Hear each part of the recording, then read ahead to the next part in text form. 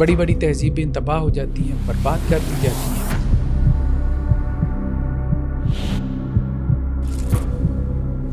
اس کائنات کے ڈیزائنر کی طرف سے، کریٹر کی طرف سے، جب وہ ایمان کی بنیاد پہ کھڑی نہیں ہوتی۔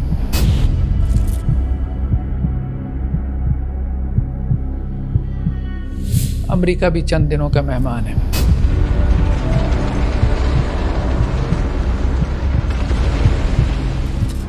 اگر ایمان کے بغیر مادی ترقی ہوگی تو اس سے لبرلزم وجود میں آئے گا۔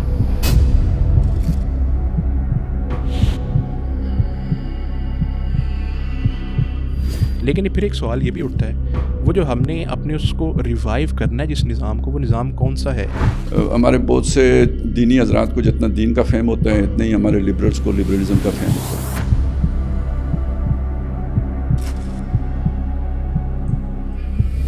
لیکن یہ آپ نے اگر اسلامی حکومت قائم کرنی ہے تو اس کا یہ ایک لازمی تقاضا ہے، ایکول اوبلیگیشنز اور ایکول رائٹس نہیں ہوں گے۔ یہ قرآن کا فتویٰ ہے، یؤتوا الجزیۃ عن ید وہم صاغرون۔ دیکھیں نا، ہمارے ہاں جو تحریکیں چلی ہیں، خاص طور پہ اسلامی تحریکیں ہیں، ان میں ایک یہ نظریہ پایا جاتا ہے کہ نظام کو گرا دو۔ دیکھیں، نظام گرا کے آپ کوئی نیا نظام زیرو سے لے کر آئیں گے نا، پھر وہ آپ طالبان بنائیں گے۔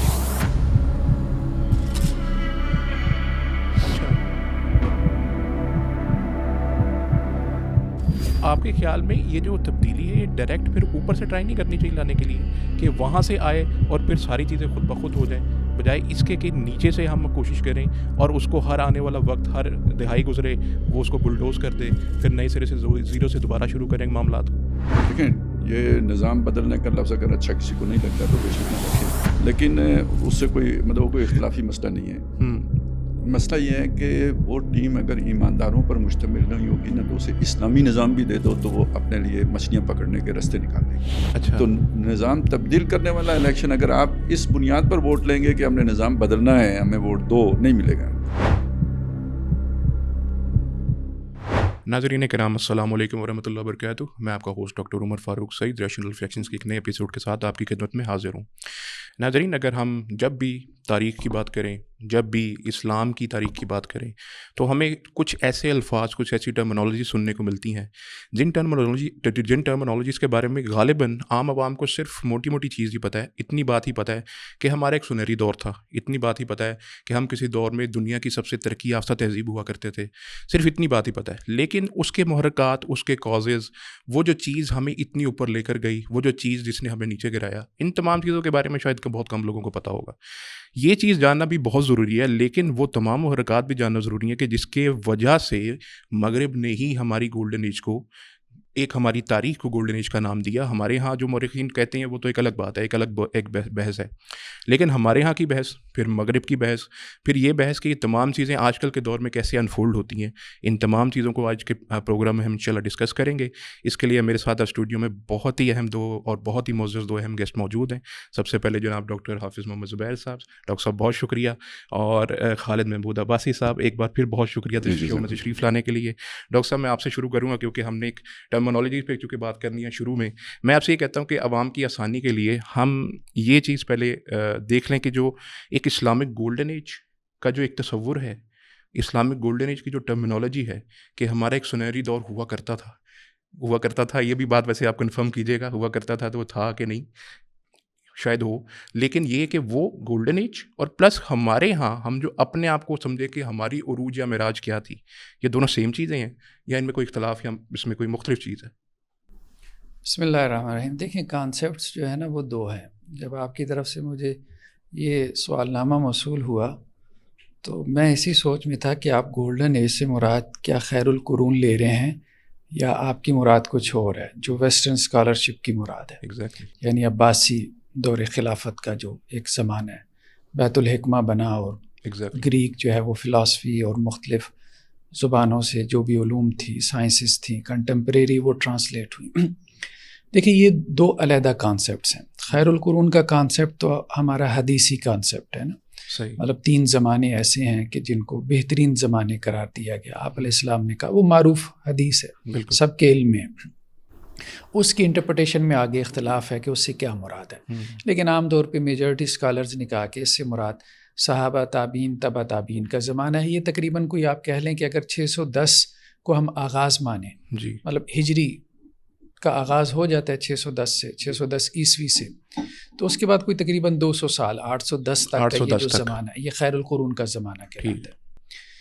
اچھا, اس کو ماپنے کا جو آپ کہہ لیں جو ہمارے پاس ٹولز ہیں یا پیرامیٹرز ہیں, ایمانی اعتبار سے آپ کہہ سکتے ہیں, عسکری اعتبار سے بھی ہمارا غلبہ ہے, صرف ایمانی اعتبار سے نہیں, تہذیبی اعتبار سے ہمارا غلبہ ہے, علمی اعتبار سے, اخلاقی اعتبار سے یہ بہترین زمانے تھے. ڈکلائن آیا ہے, یہ نہیں کہہ سکتے تابعین کا زمانہ صحابہ جیسا تھا. بہرحال اخلاقی یا ایمانی اعتبار سے ہم نیچے کی طرف ہی آئے ہیں. ان تینوں زمانوں کا بھی آپس میں کمپیریزن نہیں کیا جا سکتا, کیونکہ حدیث بھی کہہ رہی ہے کہ پھر وہ ٹھیک ہے, تو آپ ڈکلائن کی طرف گئے. جسے آپ گولڈن ایج کہہ رہے ہیں وہ تو ویسٹرن اسکالرشپ کا اپنا ایک کانسیپٹ ہے. خاص طور پہ عباسی جو خلافت کا نقطۂ آغاز ہے 750 عیسوی, وہاں سے لے کے 1258 تک جب بغداد, سقوط بغداد جسے آپ کہتے ہیں, منگولوں کے ہاتھ ہوا. اس کو چونکہ یہاں پہ وہ زیادہ تر اس کو دیکھتے ہیں اس پرسپیکٹیو میں کہ سائنسی ترقی بڑی ہوئی, سائنسی علوم جو بھی یورپ کے اندر, پھر آگے تحریکیں چلی, ریفارمیشن کی تھی, رینیسانس کی تھی, پھر اسی طرح انلائٹمنٹ کی تحریک تھی, پھر اس کے بعد سائنٹیفک ریولوشن آیا. تو اس کی وہ جو بنیاد بناتے ہیں کہ یہ جو برج بنا ہے یہ بیسیکلی وہاں سے ہم نے چیزیں اٹھائی ہیں, اس دور سے, عباسی خلفاء کے دور سے. تو وہ ایک میٹیریلسٹک پرسپیکٹیو میں ایک مادی ترقی کو, اور مادی ترقی میں بھی ان کے نزدیک ایک تو اخلاقی اور روحانی یہ چیزیں نہیں ہیں. اچھا, ایک عجیب پیراڈاکس ہے اگر آپ اس کو غور کریں نا, اخلاقی اعتبار سے اس گولڈن پیریڈ کے اندر آپ زوال کا شکار ہیں. اچھا, مطلب امام احمد بن حنبل کے ساتھ کیا ہو رہا ہے؟ اچھا, یہی ٹائم پیریڈ ہے امام احمد بن حنبل کے ساتھ کیا ہو رہا ہے. اور معتزلہ جو ہے وہ بیٹھے ہوئی ہیں, ٹھیک ہے, آپ کے وہ امین الرشید کے بعد تو وہ آ گئے تھے. جو کچھ کیا اس نے, معتصم نے, واسق نے جو کچھ کیا, آپ یہ سارے. تو اب اس میں یہاں تک کہ بہت سارے محدثین کے بہت سارے, خیر وہ ایک لمبا چوڑا پھر وہ ایک معاملہ ہے. تو بدعت بہت زیادہ رواج پا چکی تھی, اخلاقی زوال بہت آ چکا تھا. پھر بنو عباس نے بنو امیہ کے ساتھ کیا کیا وہ ہم سب جانتے ہیں. مطلب اخلاقی اعتبار سے آپ اس کو جسٹیفائی نہیں کر سکتے, دشمنیاں اپنی جگہ. تو اخلاقی یعنی ایک پیراڈاکس ہے. صحیح, ایک پیراڈاکس یہ بنتا ہے, مطلب اصلاً جس کو ایڈریس کرنے کی ضرورت ہے کہ جب آپ اخلاقی اور ایمانی اعتبار سے عروج پر تھے, یعنی خیر القرون میں, تو آپ کی مادی ترقی وہ نہیں تھی یا سائنسی ترقی وہ نہیں تھی جس کو یورپ آئیڈیالائز کر رہا ہے. اور جب آپ سائنسی اور آپ کہہ لیں علمی ان کے نزدیک آپ اپنے گولڈن پیریڈ کے اندر تھے, تو آپ اخلاقی اور ایمانی زوال کا بہت حد تک شکار ہو چکے تھے.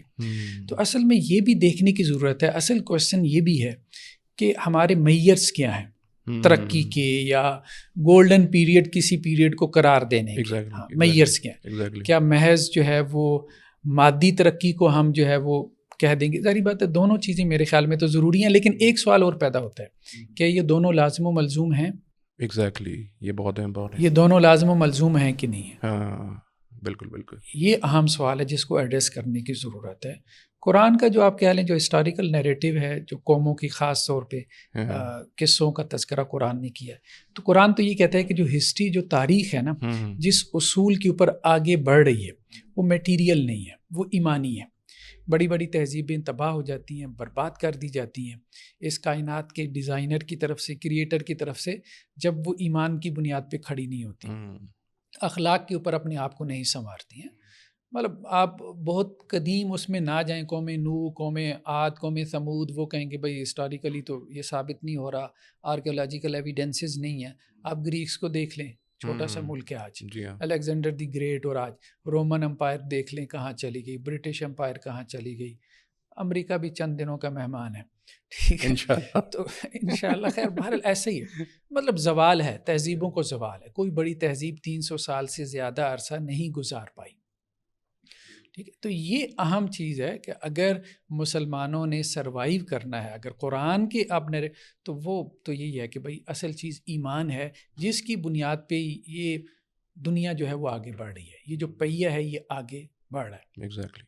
اچھا باشد صاحب, میرا جیسے ڈاکٹر صاحب نے بیان کیا کہ ہماری جو ایج تھی, جس کو کہ کہا جاتا ہے کہ ہمارا سنہری دور تھا, اس کے اگر ہم اس کو انالائز کریں اور آج کے دور میں دیکھیں جہاں پر ہم ریوائول کی بات کرتے ہیں کہ ہمیں ریوائول کی ضرورت ہے، اصل میں ہمیں کس ریوائول کی ضرورت ہے یہ بات تو ڈیفائن کرنی ضروری ہے.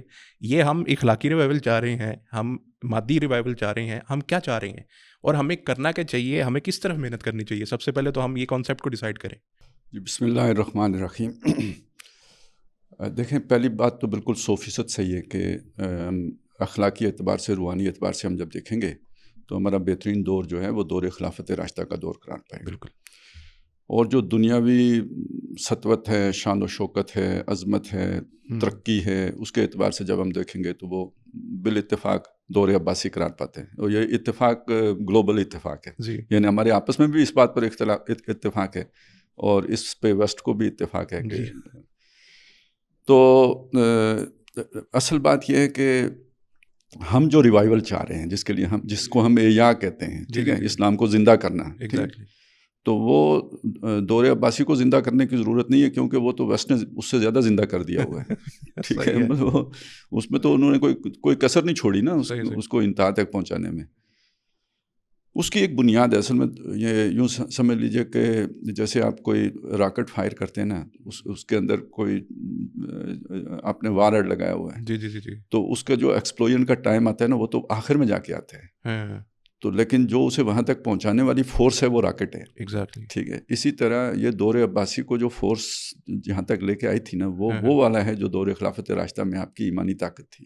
صحیح. ٹھیک ہے، اس نے آ کے ایکسپلوڈ جو ہوا نا وہ آ کے دور عباسی میں ہوا ہے. صحیح. اور یعنی اس اعتبار سے جب ہم احیاء کی بات کرتے ہیں تو اس کے احیاء کی بات کرتے ہیں. یعنی جو اخلاقی وہ دور تھا.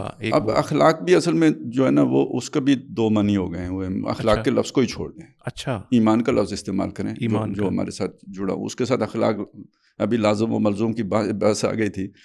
تو اخلاق جو ہے نا اگر ایمان حقیقی ہو تو اخلاق اس کا لازمہ ہے. لیکن ہمارے یہاں تو بڑے 5 وقت کے نمازی ہوتے ہیں، اخلاق ان کا اچھا نہیں وہ میں نے ایک اگر بھی لگایا نا سر، چھوٹا سا اگر بھی لگایا ہوا. جی اگر. ہاں جی، ایمان حقیقی ہو. صحیح. تو اچھا، جو میں عرض کر رہا تھا وہ یہ ہے کہ ہم جب احیاء کی بات کرتے ہیں تو در حقیقت اس بات کے احیاء کی بات کرتے ہیں جو دور خلافت راشدہ میں ہماری جو اساس تھی، جو بنیاد تھی. ٹھیک ہے، اور اس کی بنیاد پر ایک مادی نظام بھی قائم کرنا جس میں موٹیویشن کی بنیاد ایمان ہو. اچھا. تو یہ بظاہر جو ہے نا ایک جو سمجھ لیجئے کہ نقیضین معلوم ہوتے ہیں، کیونکہ لوگوں نے تو یہی سمجھ لیا کہ ایمان کوئی علیحدہ شے ہے اور وہ غاروئی میں حاصل ہو سکتا ہے، اور یہ مادی ترقی کوئی علیحدہ شے ہے. حالانکہ مادی ترقی کے ساتھ جو ہے نا وہ ایمان کی موجودگی جو ہے نا اس مادی ترقی کو صحیح ڈائریکشن دیتی ہے. صحیح. اگر ایمان کے بغیر مادی ترقی ہوگی تو اس سے لبرلزم وجود میں آئے گا. ایگزیکٹلی. ٹھیک ہے، من موجی زندگی بسر کرنے کا رجحان پیدا ہوگا. بالکل. اور اگر وہ ایمان کے ساتھ ہوگا نا تو جیسے اللہ نے آنکھیں دی ہوئی ہیں تو اب ان آنکھوں پہ آپ نے دوربین لگا لی ہے، آپ نے خوردبین بھی لگا لی ہے، اور اسکرین بھی آ گئی ہے، کانوں کے ساتھ جو ہے نا موبائل بھی آ گئے ہیں. تو یہ حواس ہم سب بیسیکلی تو اللہ نے دیے ہوئے ہیں. ان کا جائز اور ناجائز استعمال پہلے بھی ہوتا تھا. بالکل ایسے. ٹھیک ہے، ایمان ہے تو جائز استعمال ہوگا، نہیں ہوگا تو انہی کا غلط استعمال. صحت ہے اس کا بھی ساتھ، دولت ہے اس کے ساتھ بھی یہی ہوتا تھا. اب اس میں اضافہ ہو گیا ہے، اسے میز مل گئی ہے، یہ ان کی طاقت 100 گنا بڑھ گئی ہے. تو اس میں جو اصل فیکٹر ہوگا تو وہ تو ایمان ہی ہوگا کہ اس کے صحیح استعمال یا غلط استعمال کا جو فیصلہ کرے گا. بالکل صحیح. اچھا ڈاکٹر صاحب، ایک جیسے انہوں نے ذکر فرمایا کہ خلافت راشدہ کا دور تھا. خلافت کا جو دور تھا ہمارے اندر، یہ سوال میرے اصل میں ایک ہمیشہ سے آتا ہے، لیکن اس کے اندر ایک ایسی کنفیوژن ہے. خلافت کا جو دور تھا وہ ہمیشہ ایک جیسا نہیں تھا. خلافت راشدہ الگ ٹائپ کی تھی، خلافت بنی امیہ الگ ٹائپ کی تھی، خلافت عباسی الگ ٹائپ کی تھی. خلافت تھی کہنے کو، لیکن خلافت عثمانیہ بھی الگ ٹائپ کی تھی. اب جب ہم کہتے ہیں، ہم خلافت کی جب بھی بات کرتے ہیں، یہ ہم جو ایک کانسیپٹ ایک عام آدمی کے لیے ہے کہ جی اس سے فلاں خلافت میں یہ اتنا کام ہوا، اور ہم خلافت کا بھی احیاء چاہتے ہیں. تو خلافت کو تو کچھ لوگوں نے مذاق بنایا ہوا تھا، خلافت کو تو انہوں نے موروثیت کا بدل دیا تھا. تو اس کے یہ خطرات بھی تو موجود ہیں، اور اس کا جو پیچھے مذاق بنا تھا وہ مثالیں بھی موجود ہیں. تو ہم اس کو کیسے پھر دیکھیں گے اس کانسیپٹ کو؟ دیکھیں، اس میں اصل میں بہت ساری چیزیں ایسی ہیں کہ جس میں میرے خیال میں ہمیں آؤٹ آف دی باکس جا کے سوچنے کی ضرورت ہے.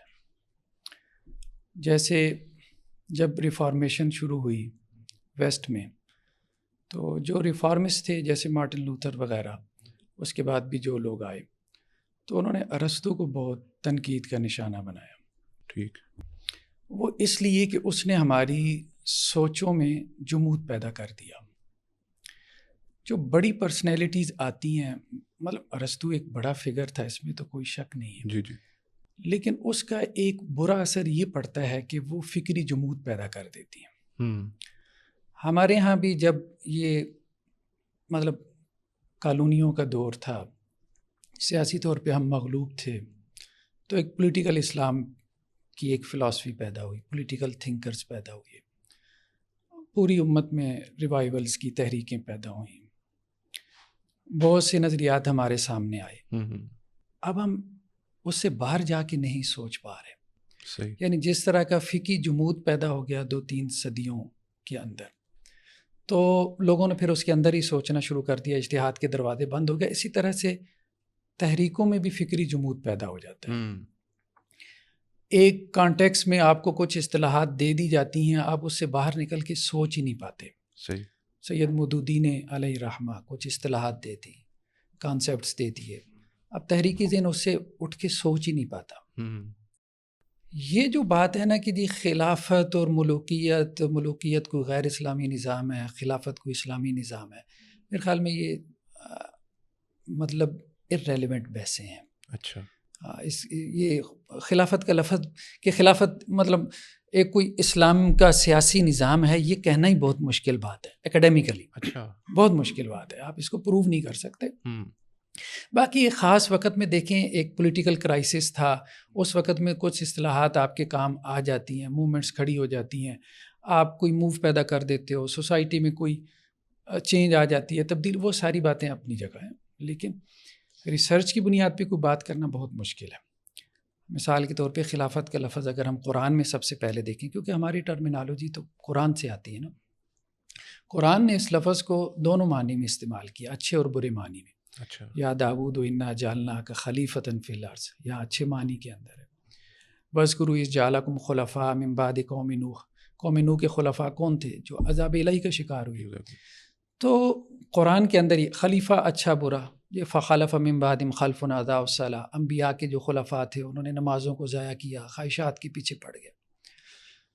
تو یہ اگر قرآن میں آپ اس کو دیکھیں. اسی طرح ملک کا لفظ ہے، قرآن نے اچھے برے دونوں معنی میں اس کو استعمال کیا. جیسے کہ ان کے بارے میں آتا ہے نا، طالوت کے بارے میں، جی، قد بعث لکم طالوت ملکا، کہ اللہ تعالیٰ نے تمہارے لیے طالوت کو ملک بنایا. صحیح. رب آتیتنی، یوسف کی دعا، ہاں قد آتیتنی من الملک، کہ مجھے بادشاہت عطا فرما. حضرت یوسف علیہ السلام کی دعا ہے نا. تو اس میں جو بات سمجھ میں آتی ہے نا کہ ارسٹوکریسی، ڈیموکریسی، فیڈرل نظام ہونا چاہیے آپ کا، پارلیمانی ہو، صدارتی ہو، مطلب خلافت کی اصطلاح استعمال کرنی ہے، یہ ساری چیزیں میرے خیال میں سیکنڈری ہیں. اچھا. ٹھیک ہے، مطلب ان کی کوئی اتنی اہمیت نہیں ہے. خاص طور پہ اب جب آپ کے لنگوسٹکس تھیریز جو آ گئی ہیں، جو یہ کہتی ہیں کہ جی اسینشیل میننگ تو بہت دور چلے گئے، اب تو ریلیشنل میننگ کی بات چل رہی ہے. مطلب ایک لفظ ہے، مثال کے طور پہ جو لفظ جس کے یونیورسل میننگ سمجھے جاتے ہیں، اس کے اندر بھی معنی یونیورسل نہیں رہ گئے. ڈیتھ کا کانسیپٹ ہے، میڈیکل والے کہتے ہیں کہ جی برین ڈیتھ کو ڈیتھ کہتے ہیں. ٹھیک ہے، ہم وہی لفظ استعمال کر رہے ہوتے ہیں، ہمارے نزدیک مراد یہ ہوتا ہے کہ جی یعنی ریلیجن میں کہ روح جو ہے وہ باڈی سے جدا ہو جاتی ہے، اس کو موت کہا جاتا ہے. ٹھیک ہے، کانسیپٹ یونیورسل ہے. میڈیسن میں کچھ اور معنی میں استعمال ہو جاتا ہے. ہم اب کسی فلاسفر سے پوچھیں گے، وہ کہے گا بھائی کانشیسنیس کا جو خاتمہ ہے، شعور کا خاتمہ، یعنی آپ کی جو سیلف اویئرنیس ہے وہ ختم ہوگی ہے، اس کو ڈیتھ کہتے ہیں. تو کہنے کا مقصد یہ ہے کہ ہم اب لفظ بھی جو استعمال کر رہے ہیں نا، تو اس میں یہ کہنا کہ جی اب جیسے جب ہمارے یہاں اسلامی جمہوریت کی اصطلاح استعمال ہوئی تو لوگوں نے کہا جی وہ تو جمہوریت کا لفظ وہاں سے آیا ہے، وہ سارے اپنے معنی لے کے آ رہے ہیں. حالانکہ سوشلسٹ بھی جمہوریت کا لفظ استعمال کرتے ہیں. دنیا کی کئی ایک اسٹیٹس ہیں جن کے نام میں جو ہے پیپلز، ریپبلک آف چائنا اور اس طرح سے، بلکہ ڈیموکریٹک کا لفظ بھی ہے کچھ کے اندر، وہ ساؤتھ کوریا، نارتھ کوریا. ہاں، تو وہ کہنے کا مقصد یہ ہے کہ الفاظ جو ہے نا وہ اپنے کلچرل کانٹیکس میں اپنی میننگ جو ہے وہ بدل لیتے ہیں. ایک تو ہسٹوریکلی بھی، چونکہ جیسے جیسے ہسٹری آگے بڑھتی ہے تو لفظ اپنے معنی تبدیل کرتا ہے، اور کلچرل کانٹیکس میں بھی، اور اسی طرح سے مختلف نیشنز کے ہاں مختلف ریلیجنز میں وہ اپنے اپنے معنی پیدا کرتا ہے. بالکل. تو سوسائٹی جو ہے وہ معنی اس طرح سے اس کو فکس نہیں رہنے دیتی نا. تو ہم یہ بات کر رہے تھے کہ یہ آج کل اگر یہ اصطلاحات اجنبی بن گئی ہیں تو ان کو چھوڑ دینا چاہیے.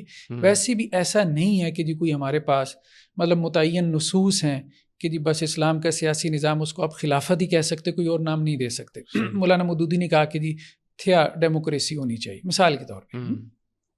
تھیالوجی اور ڈیموکریسی مطلب تھیوکریسی آپ کہہ لیں، یوں کہہ لیں آپ ہیں. تو مختلف لوگوں نے مختلف اصطلاحات استعمال کر لی، کسی نے اسلامی جمہوریت کی اصطلاح استعمال کر لی. تو میرے خیال میں اگر اصطلاحات جو ہے، اب دیکھیں جہاد کی اصطلاح ایک قرآن کی اصطلاح ہے، اس کو آپ نہیں ترک کر سکتے، چھوڑ سکتے. باقی یہ کچھ اصطلاحات ہمارے ہاں ویسی وضع کر لی گئی ایک خاص وقت میں. ٹھیک ہے. تو اصل میں جیسے ڈاکٹر سرار صاحب علیہ رحمہ ایک بات کرتے تھے، اور وہ یہ کہتے تھے کہ جو امریکہ کا یہ نظام ہے، صدارتی نظام، پولیٹیکل سسٹم آپ کہہ لیں، یہ ان کے بقول، یہ مطلب کئی ایک ان کے بیانات میں یہ چیز موجود ہے کہ یہ مکمل اسلامی نظام ہے. اگر اس میں کوئی آپ 4 چیزیں داخل کر دیں، 4 بھی نہیں، اگر آپ اس کو سمرائز کریں تو وہ 2 ہی بنتی ہیں. ساورنٹی آف اللہ، مطلب اللہ کی جو ساورنٹی ہو انسانوں کے بجائے، اور دوسرا یہ کہ امر بالمعروف نہی عن المنکر کا جو ہے وہ آپ اکاؤنٹیبلٹی وغیرہ وہ آلریڈی وہاں پہ موجود ہے. ٹھیک ہے. اسی طرح وہ ایک بات کرتے تھے کہ جی پارلیمنٹ میں قانون سازی وہی کے مطابق ہو، وہ اگر آپ ساورنٹی آف اللہ کے تحت ہی وہ چیز آ جائے تو وہ 2 ایک چیزیں اگر آپ.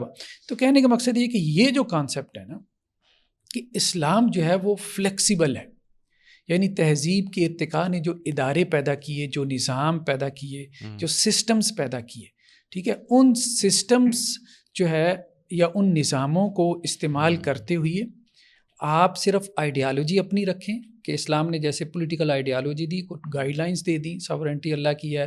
اسی طرح کوئی اس طرح سے اکنامک سسٹم نہیں ہے، بس یہ کہ گائیڈ لائن جوا نہیں ہوگا، سود نہیں ہوگا، انسرٹینٹی غرر نہیں ہوگا، مطلب دھوکہ نہیں ہوگا. ٹھیک ہے. تو کرنٹ دیکھیں نظام، جو کرنٹ نظام ہے بہت کمپلیکس ہے. آپ ایسا نظام وضع نہیں کر سکتے، اور اگر وضع کرنے کے چکر میں جائیں گے تو جو حزب التحریر نے جو گند مارا ہوا ہے، وہ جس قسم کی ڈکٹیٹرشپ انہوں نے پیدا کر دی ہے، انسان کانوں کو ہاتھ لگاتا ہے کہ اگر وہ آ گئی تو اس کے بعد کیا صورتحال پیدا ہوگی. مطلب ایک ایک چیز کو جو ان کی انڈرسٹینڈنگ ہے انہوں نے اس کو نس کا درجہ دے دیا ہوا ہے. ٹھیک ہے. اور وہ جو مطلب خلیفہ ان کے ہاں سو کالڈ ہے، جیسے داعش کا بھی خلیفہ تھا، تو اس کے ساتھ اختلاف، اور پھر ہمارے ہاں جس قسم کی ڈکٹیٹرشپ آپ کہہ لیں خلافت کے نام پہ ہے، خلیفہ کے جو اختیارات بیان کیے جاتے ہیں، جس قسم کی ڈکٹیٹرشپ وغیرہ اس کو دینے کی کوشش کی جاتی ہے، وہ فی زمانہ چلنے والی نہیں ہے. حضرت عمر رضی اللہ عنہ کا جو مقام اور مرتبہ تھا، آج آپ ویسا کردار کہاں سے لے کر آئیں گے؟ آج آپ بات کر سکتے ہیں شورائی خلافت کی، ایک شورا بیٹھ کے فیصلہ کرے گی، کوئی پرسن فیصلہ نہیں کر سکتا، کوئی پرسن آ ہی نہیں سکتا عیسیٰ ابن مریم علیہ الصلوۃ والسلام کے علاوہ، جس کے اوپر مطلب مہدی کے بارے میں بھی جو روایتیں ہیں ان کے بارے میں بھی یہی ہے کہ جی مسلم دنیا سے ان کے خلاف لشکر اٹھیں گے. اچھا. ہاں، مطلب مقام بیدا میں جو لشکر جو ہے وہ دھسے گا وہ مسلم دنیا کا لشکر ہوگا. اچھا. کہنے کا مقصد یہ ہے کہ اس وقت ایسے پولیٹیکل فگر کہ جس کے اوپر کوئی امت متحد ہو سکے وہ پاسبل نہیں. ہمیں ان اصطلاحات کے چکر سے بھی نکلنا چاہیے، اور ان باؤنڈری سے ہمیں نکلنا چاہیے، اور یہ دیکھنا چاہیے کہ دنیا کی ان چیزوں کو. باقی یہ ہے کہ فکر اپنی، سوچ اپنی، پرنسپلز اپنے، اصول اپنے، بس اتنی سی بات ہے جو مجھے سمجھ میں آتی ہے. اچھا، ہم جب بات کرتے ہیں نا ریوائول کی، جیسے میں نے آپ سے شروع میں ذکر کیا، یہ جب ہم نے ریوائول کرنا ہے تو ہم نے کوئی نظام بھی تو ریوائیو کرنا ہے. کرنٹ نظام کو تو کنٹینیو شاید ہم نہیں کر پائیں گے کیونکہ اس نے ہمیں کوئی ایسے ثمرات نہیں دیے کہ جو ہم اس کو کنٹینیو کریں. لیکن پھر ایک سوال یہ بھی اٹھتا ہے، وہ جو ہم نے اپنے اس کو ریوائیو کرنا ہے جس نظام کو، وہ نظام کون سا ہے؟ آپ نے جیسے شروع میں تھوڑا سا اندیا دیا، لیکن یہاں پر بہت، میں کہوں گا کہ بہت نہیں بلکہ تقریباً تمام لوگ جو دین کے لیے کام کرتے ہیں، جماعتیں ہیں جو بھی ہیں، وہ تو جمہوریت کو لباس پہنانا چاہتے ہیں اسلام کا کسی نہ کسی حد تک، اور وہ کہتے ہیں بس یہی ہے، یہ کام چلے گا، یہی ٹھیک ہے. لیکن آپ کو پتہ ہے کہ وہاں پر کچھ لوگ پھر یہ بھی اعتراض کرتے ہیں، وہاں پر نیک کا بھی ایک ووٹ، بد کا بھی ایک ووٹ، یہ کیسا نظام ہے؟ بہت سے اعتراضات کرتے ہیں. تو یہاں پر ہم نے جب ریوائول کی بات کرنی ہے، ہم نے کس نظام کو ریوائیو کرنا ہے؟ یہ سوال سب سے پہلے آئے گا. اچھا دیکھیں، بات تو پہلے آ ہی چکی ہے. اصولی رہنمائی تو ہم نے اسی نظام سے لینی ہے جس کو ہم نے پہلے گولڈن ایرا اپنا ہم نے جسے گولڈن ایرا مانا ہے. ٹھیک ہے. دوسری بات بھی حافظ صاحب نے بہت عمدگی سے سامنے رکھی ہے کہ یہ کوئی اصطلاحات اس طرح نہیں ہے کہ ہم جیسے کوئی سلاد کی اصطلاح ہے تو اس کے لیے کوئی دوسرا لفظ ہم لے کے نہیں آ سکتے. ٹھیک ہے, یا حج کی اصطلاح ہے یا جہاد کی اصطلاح ہے تو اس کی جگہ پہ کوئی دوسرا لفظ لے کے نہیں آ سکتے. تو خلافت کی اصطلاح کے قائم مقام کوئی دوسرا لفظ لانے میں کوئی قیامت نہیں ٹوٹ جاتی. صحیح. مسئلہ ہوتا ہے, دیکھیں آپ نے نظام لانا ہے تو وہ نظام جبر سے نہیں آئے گا, لوگوں کی مرضی سے آئے گا. ٹھیک ہے. تو لوگوں کو قائل کرنا ہے. اچھا. تو لوگوں کے ذہن میں جو اصطلاح بیٹھی ہوئی ہے اس میں کچھ اف اینڈ بٹ لگا کے اسے منوانا آسان ہوتا ہے, بجائے ایک بالکل نئی اصطلاح ان کے دماغوں میں لا کے ٹھونسنا, یا جس اصطلاح کے ساتھ پہلے سے بہت سے ابہامات بھی جڑے ہوئے ہیں. صحیح. وہ زیادہ مشکل کام ہے. تو تبلیغ کے یا جیسے آج کہیں ابلاغ کے نقطۂ نظر سے اگر آپ دیکھیں جی تو جو اصطلاح لوگوں کے ذہنوں میں مروج ہے سیاسی نظام کے حوالے سے, اسی میں جو آپ کے خلاف باتیں ہیں ان کو کاٹ دیں لوگ, تو وہ سمجھنا دوسرے کے لیے بہت آسان ہو جاتا ہے. کیا آپ سمجھتے ہیں کہ یہ ممکن ہے آج کے دور میں؟ جب میں وہ بات صرف اس کی وہ جو ہے نا یوں سمجھے تائید کر رہا تھا. صحیح. اب آگے آ جائیں اس چیز کی طرف کہ ممکن ہے یا نہیں ہے, وہ تو بعد میں دیکھیں گے. پہلی بات یہ ہے کہ میں ذاتی طور پہ یہ بات کہتا ہوں, جیسے باس بعد الموت پہ یقین ہے نا, ایسے ہی اس پر بھی یقین ہے کہ دنیا کے خاتمے سے پہلے کل عرضی پر اللہ کے دین نے غالب ہونا ہے. بے شک. ٹھیک ہے, تو میرے لیے تو امکان کی بات ختم ہو گئی ہے. بے شک. اچھا, اب آ جائیں اگلی بات کی طرف کہ جی ہم نے اچھا اب ایک اعتبار سے دیکھیں یہ خلافت اور ملوکیت کی بحث بہت ریلیونٹ ہو جاتی ہے. جب ہم نے اصولی رہنمائی وہاں سے لینی ہے تو یہ ڈیفائن کرنا ہے نا کہ کہاں سے لے کے کہاں تک لینی ہے, کیونکہ خلافت کے لفظ کے ساتھ ہماری تاریخ 1000 سال کی جڑی ہوئی ہے. جی. تو جب ہم نے مان لیا کہ وہ جو ہے نا بعد والا, تو اس کے لیے ہم خلافت کا لفظ استعمال تو کرتے ہیں, لیکن وہ اور طرح کی خلافت تھی, وہ اس طرح کی خلافت نہیں تھی. تو آج اگر ہم ریوائول چاہتے ہیں تو اس خلافت کا چاہتے ہیں جو دور خلافت راشدہ میں تھی. صحیح. تو پھر کم از کم اس کی کوئی جا کے حدود کا تعین تو کرنا پڑے گا نا کہ یہاں تک وہ تھی اور اس سے آگے وہ نہیں تھی. سمجھ آ رہی ہے میری تعین کہاں تک کریں گے؟ وہ اس کو چھوڑ دینا, پھر آپ وہ تھوڑا سا مسئلہ ہوگا نا. میں صرف یہ بتا رہا ہوں, اس کی ریلیونس بتا رہا ہوں. ٹھیک ہے, ویسے تو وہ علماء نے کی ہوئی ہے, مجھے کرنے کی ضرورت نہیں ہے. وہ 30 سال کا وقت مقرر کرتے ہیں, کوئی حضرت علی پہ ختم کرتے ہیں, کوئی حضرت حسن پہ لا کے ختم کرتے ہیں. پتھر کھانے ضروری نہ ہوں تو میرا خیال اتنا کافی ہے. ٹھیک ہے, اگر ضروری ہیں تو پھر ہم آگے بھی چل پڑتے ہیں. اچھا, اب آ جائیں اس بات کی طرف کہ اچھا یہ بھی ایک بات ہے, دیکھیں لغت میں الفاظ کے ایک سے زائد معنی ہوتے ہیں. اب یہ خلافت کا لفظ بھی ہے, یہ ایک سے زائد معنی اپنے اندر رکھتا ہے. یہ جانشین کے معنی میں بھی آتا ہے, یعنی کسی کی جگہ پہ کوئی جان نشینی کرے. اب آپ کی جگہ پہ میں بیٹھ جاؤں, آپ کا خلیفہ ہو جاؤں گا, آپ کی موجود یعنی وہ جو ہے نا, یا آپ کہیں چلے جائیں, مجھے ذمہ داری سونپ کے چلے جائیں, تو وہ آپ کو یہ بھی ہو گیا. بالکل. اور ایک نیابت بھی ہوتی ہے, کسی کی موجودگی ہی میں اس کی جو ہے نا وہ ایک طرح سے جان نشینی کرنا. بالکل. تو یہ دونوں معنی اپنے اندر رکھتا ہے. تو ایک خلافت وہ ہے کہ کسی قوم کی جگہ پہ دوسری قوم آ جائے, کسی فرد کی جگہ پہ دوسرا فرد آ جائے. اور ایک نیابت وہ ہے کہ کسی نے اپنا کوئی کام کسی کو تفویض کر دیا, اس کا امتحان لینے کے لیے کر دیا, اس کی ورث دیکھنے کے لیے کر دیا. تو یہ بھی خلافت کے معنی میں آئے گا. ٹھیک ہے. اور اس معنی میں قرآن مجید کے کانٹیکس میں دیکھا جائے گا کہ یہاں کس معنی میں آیا ہے. اچھا, اب آ جائیں اس چیز کی طرف کہ بھئی آج اس کی صورت کیا ممکن ہے. بالکل. تو اگر ہم یہ چاہیں کہ جیسے ہم نے دور صحابہ میں لوگوں کو نماز پڑھتے دیکھا ہے نا, آج اسی طرح نماز پڑھیں گے تو نماز قبول ہوگی, تو یہ بات بالکل ٹھیک ہے. اچھا, ٹھیک ہے, یہ بالکل ٹھیک ہے. ٹھیک ہے. لیکن اگر ہم یہ کہیں کہ جیسے دور خلافت راشدہ میں نظام تھا بالکل وہی نظام آج ہم لے کے آئیں گے, تو یہ بات بالکل غلط ہوگی. اچھا اچھا صحیح. ٹھیک ہے, یہ وہ بات تھی جو حافظ صاحب کہتے تھے کہ ذرا اس سے باہر نکل کے سوچیں نا. کیونکہ دیکھیں یہی تو وجہ ہے نا, وہاں تو تفصیلی ہدایات آ گئی, نماز کیسے پڑھنی ہے. اللہ کے نبی صلی اللہ علیہ وسلم نے بتا دیا کہ ایسے پڑھنی ہے.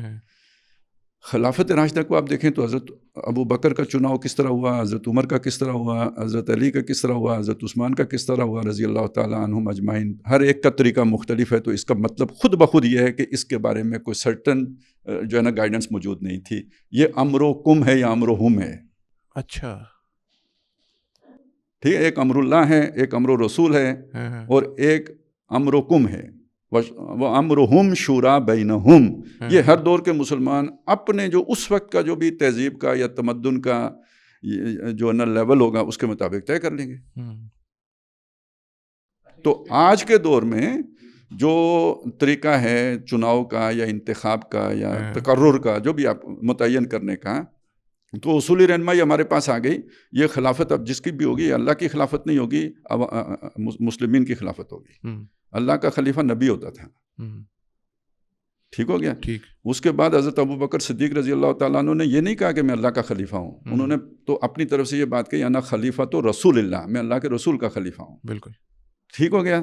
تو کم از کم وہ بات تو وہ دعویٰ تو میرا ثابت ہو گیا نا کہ اللہ کی خلافت نہیں ہے. تیسری وہ تو حضرت عمر رضی اللہ تعالیٰ عنہ کے دور میں آ کے یہ جو اجتہاد ہوتے ہیں نا، یہ غلطی کر کے بہتر کیا جاتا ہے. Exactly. تو پھر اس میں بہتری آ گئی کہ یہ اصل میں خلافت جو اللہ کی خلافت تھی، جو نبی کے بعد اب کسی فرد کی نہیں ہے، وہ امت کو بحیثیت مجموعی منتقل ہو گئی ہے. لہٰذا اب امت اپنے میں سے جس کو خلیفہ بنائے گی وہ امت کا نمائندہ ہوگا، نہ کہ اللہ کا نمائندہ. تو وہ خلیفۃ المسلمین ہو گیا. تو یہ اصولی رہنمائی ہمیں مل گئی. صحیح. اچھا، وہاں پہ یہ امت کا نمائندہ کون بناتے تھے؟ اولو الامر بناتے تھے. وہ ریپریزنٹیٹیو ہوتے تھے نا امت کے. اولو الامر کون ہے؟ یہ قبیلہ ہے، اس میں 10,000 لوگ ہیں، اس کا ایک سربراہ ہے، اس کا فیصلہ 10,000 لوگوں کا فیصلہ ہے. ٹھیک ہے. اب زمانہ بدل گیا، نہ قبیلہ رہا، نہ قبائل رہے، نہ وہ والے اولو الامر رہے. اب اولو الامر بنتے ہیں لوگوں کے مشورے سے. اب ایک قبیلے والا دوسرے قبیلے والے کو بھی ووٹ دے سکتا ہے. جی ہاں. ٹھیک ہے.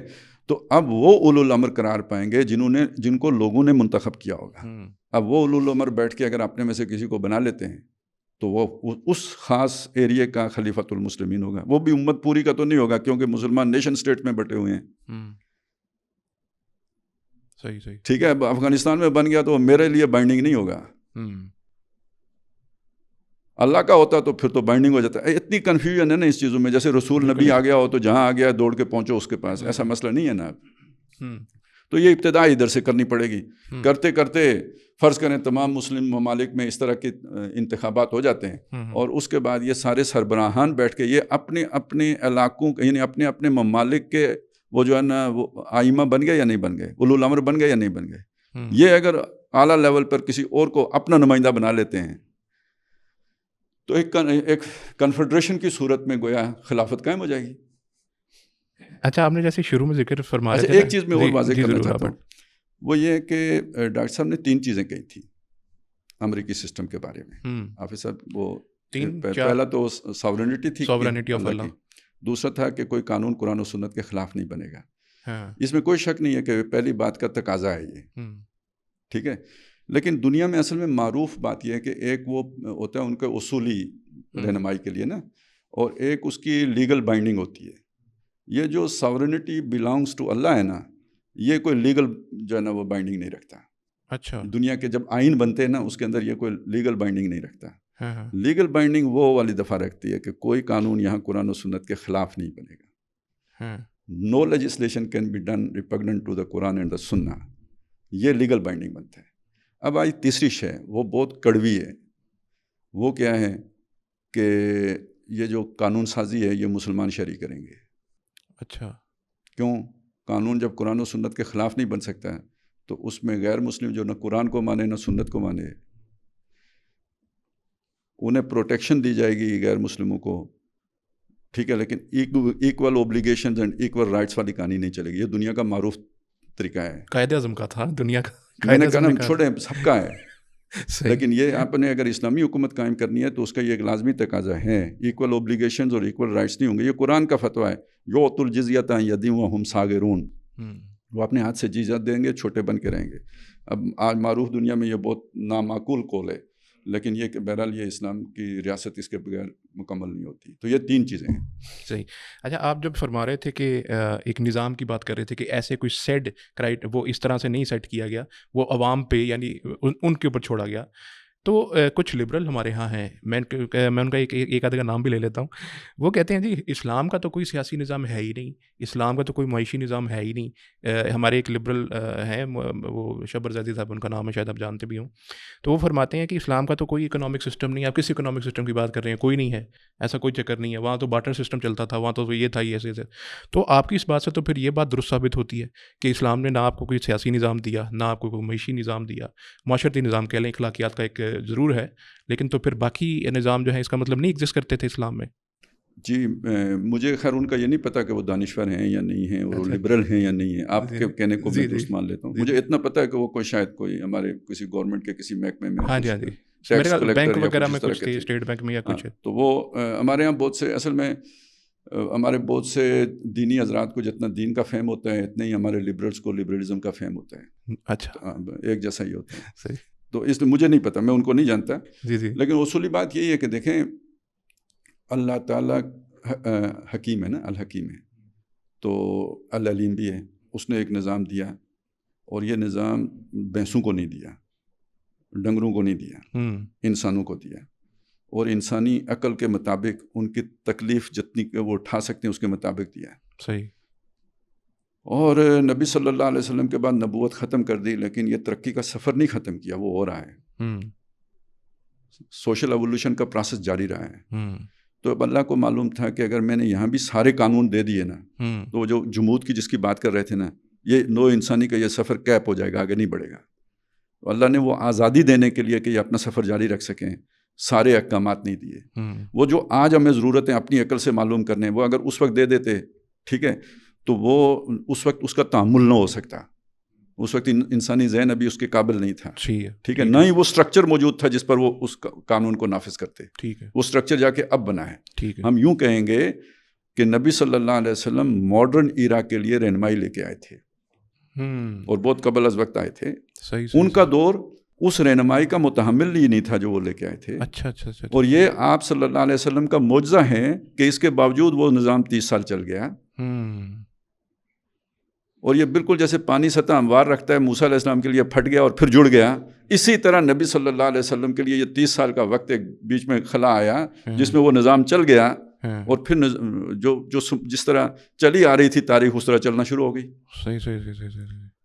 یہ کوئی روک نہیں سکتا. میں آپ کو دوسری طرح اگر کہوں نا کہ حضرت عمر بھی اس وقت ہوتے جب حضرت معاویہ تھے نا, تو ان کو بھی ان سے بھی نہ چلتا. حضرت عثمان رضی اللہ تعالیٰ عنہ نے 10 سال چلا لیا, آخری 3 سال نہیں چلا. ٹھیک ہے, اور وہ آخر دیکھیں کتنی اصولی بات انہوں نے کہ میں اپنی جان کی بچانے کے لیے کسی کلمہ گو کی جان نہیں لوں گا. یہی بات حضرت معاویہ کرتے چلتے ایسے ہی. ٹھیک ہے, تو یہ بعد والا نظام اسی طرح چلنا تھا جیسے انہوں نے چلایا. بالکل, یہ وقت کی ڈیمانڈ تھی, اس کے بغیر نہیں چل سکتا. بالکل ایسے. کیوں؟ وہ لوگ بدل گئے تھے. اور لوگ کیوں بدل گئے تھے؟ ساری دنیا ہی ایسی تھی. یہ تو ایک معجزہ تھا جو ہو گیا, اور یہ میرے اور آپ کے لیے ماڈل کے طور پہ ہوا.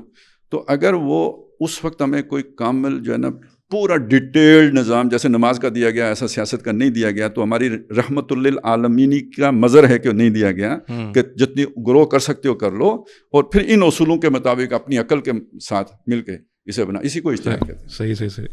اچھا ڈاکٹر صاحب, اس میں جو محسوس کر رہا ہوں, غالباً ہو سکتا ہے میں غلط بھی ہوں, لیکن میں محسوس کر رہا ہوں کہ ان ساری باتوں میں جب ہم ریوائول کی بات کرتے ہیں نا کہ ہم نے یہ ریوائیو کرنا ہے اور فلاں نظام کو ایسے ریوائیو کرنا ہے, اس میں تھیوری زیادہ ہے, پریکٹیکل تھوڑا کم مجھے محسوس ہوتا ہے. اس کی میں آپ کو ایک مثال دے دیتا ہوں. فار ایگزامپل, اگر ہم آج کی بات کریں کہ پوری دنیا میں کنسنسس ہو جائے, ہر ایک جگہ پہ ایک حکمران الیکٹ ہو جائے اور وہ آپس میں اتحاد کر لیں, تھوڑا سا محال معلوم ہوتا ہے ویسے ہی والا معاملہ. اس کے علاوہ معاشرتی سطح پہ بھی دیکھ لیں, اگر آج کل ہمارا جو ایک معاشرتی سسٹم چل رہا ہے, آپ کسی کو کہیں اگر جی یہ ڈرامے فلمیں بند کرو, یہ خواتین کیا یہ بے پردہ گھومتی ہے اس کو بند کرو, اسلام کی گائیڈ لائن تو ہے نا, لیکن جمہور کیا کہتا ہے, وہ کہتا ہے یہ الاؤڈ ہے, یہ تو ٹھیک ہے کام. ہم وہ جب اپلائی کریں گے پریکٹیکلی, تو پریکٹیکلی یہ چیزیں تو بڑی محال معلوم نہیں ہوتی. کیا میں غلط سمجھ رہا ہوں کہ ایسا ہی ہے کہ اس کے اندر ان کا اپلیکیبل پریکٹیکل جو ورکنگ ہے وہ تھوڑی سی مشکل ہے؟ دیکھیں نا, ہمارے ہاں جو تحریکیں چلی ہیں خاص طور پہ اسلامی تحریکیں ہیں, ان میں ایک یہ نظریہ پایا جاتا ہے کہ نظام کو گرا دو. اچھا ٹھیک ہے, نظام گرا کے آپ کوئی نیا نظام زیرو سے لے کر آئیں گے نا, پھر وہ آپ طالبان بنیں گے. اچھا, اب ایلینز ہیں, سیدھی سی بات ہے.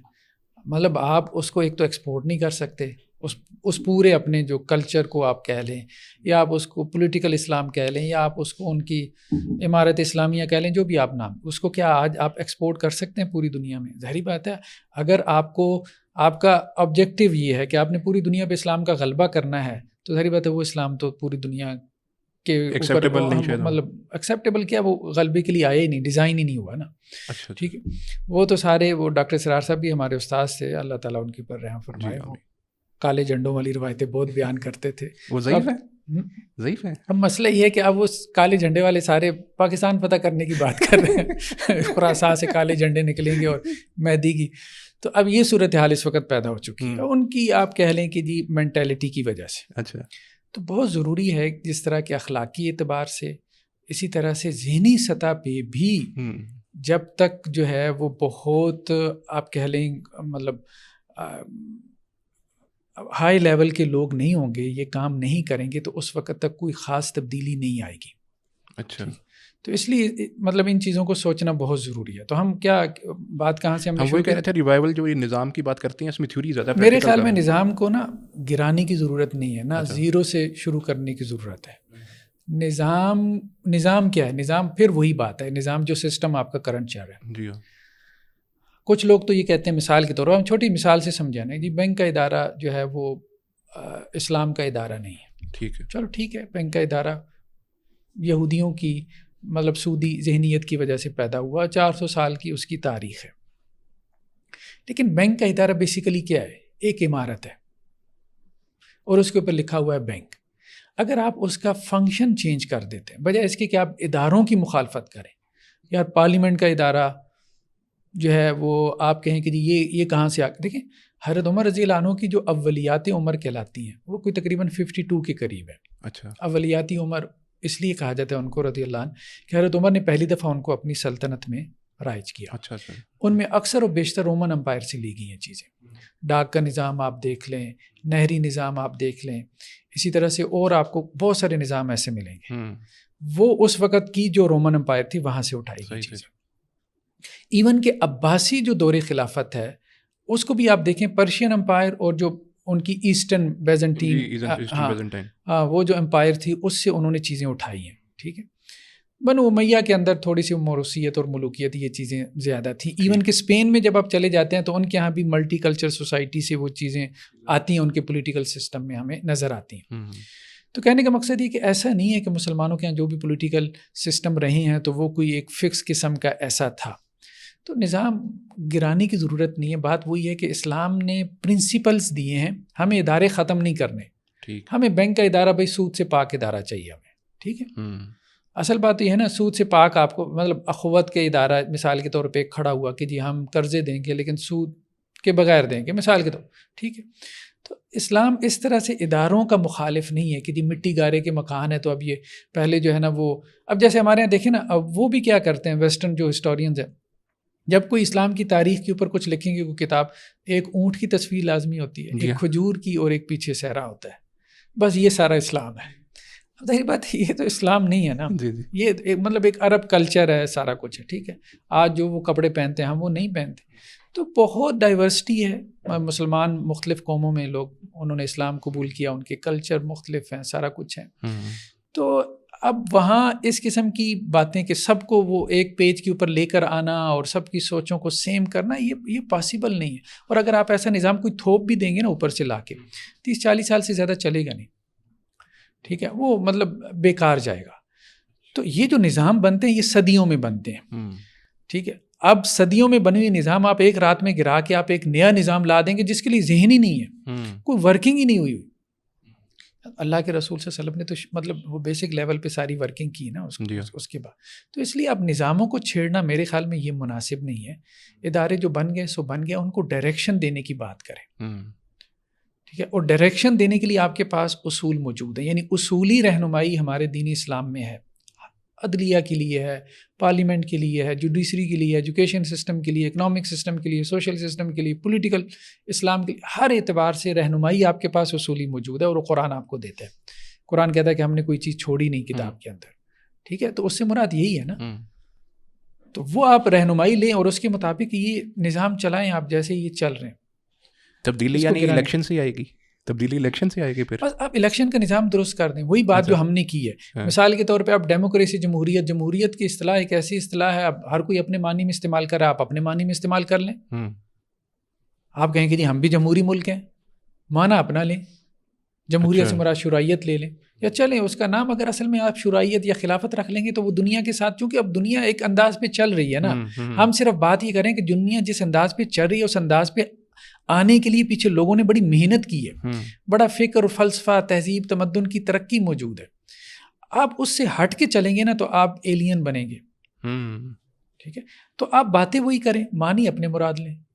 ٹھیک ہے، یعنی اسلامائزیشن مراد ہے کہ ہم ان چیزوں کی اسلامائزیشن، آپ سوشل سائنسز کریں، سائنسز کریں. ٹھیک ہے، اور جیسے خالد صاحب نے بات کی ہے فیڈریشن، دیکھیے فیڈریشن تو یو ای میں بھی ہے، 7 ریاستیں تو کم از کم چلا رہے ہیں نا مسلمان، ایسا نہیں ہے کہ نہیں چلا رہے. یو ایس اے تو ہے ہی ہے اس کی مثال، جی وہ تو ہے، یو ایس ایس آر بھی اس کی مثال تھی. تو آج بھی یہ دیکھیں، آج آپ کو یہ پاسبل نہیں ہے کہ یہ سارے جو ہے نا اپنی اتھارٹی کسی ایک خلیفہ صاحب کے حوالے کر دیں، سیدھی سی بات ہے، ایسا پاسبل نہیں ہے. یہ صرف آئیڈیلزم ہے. آئیڈیلزم سے ہمیں نکلنا چاہیے. یوٹوپیا، افلاطون کی خیالی ریاست، فلاں کی وہ سب جتنے بھی ہمارے یہاں وہ تھے، میکیاوالی اس نے بھی دی سارون.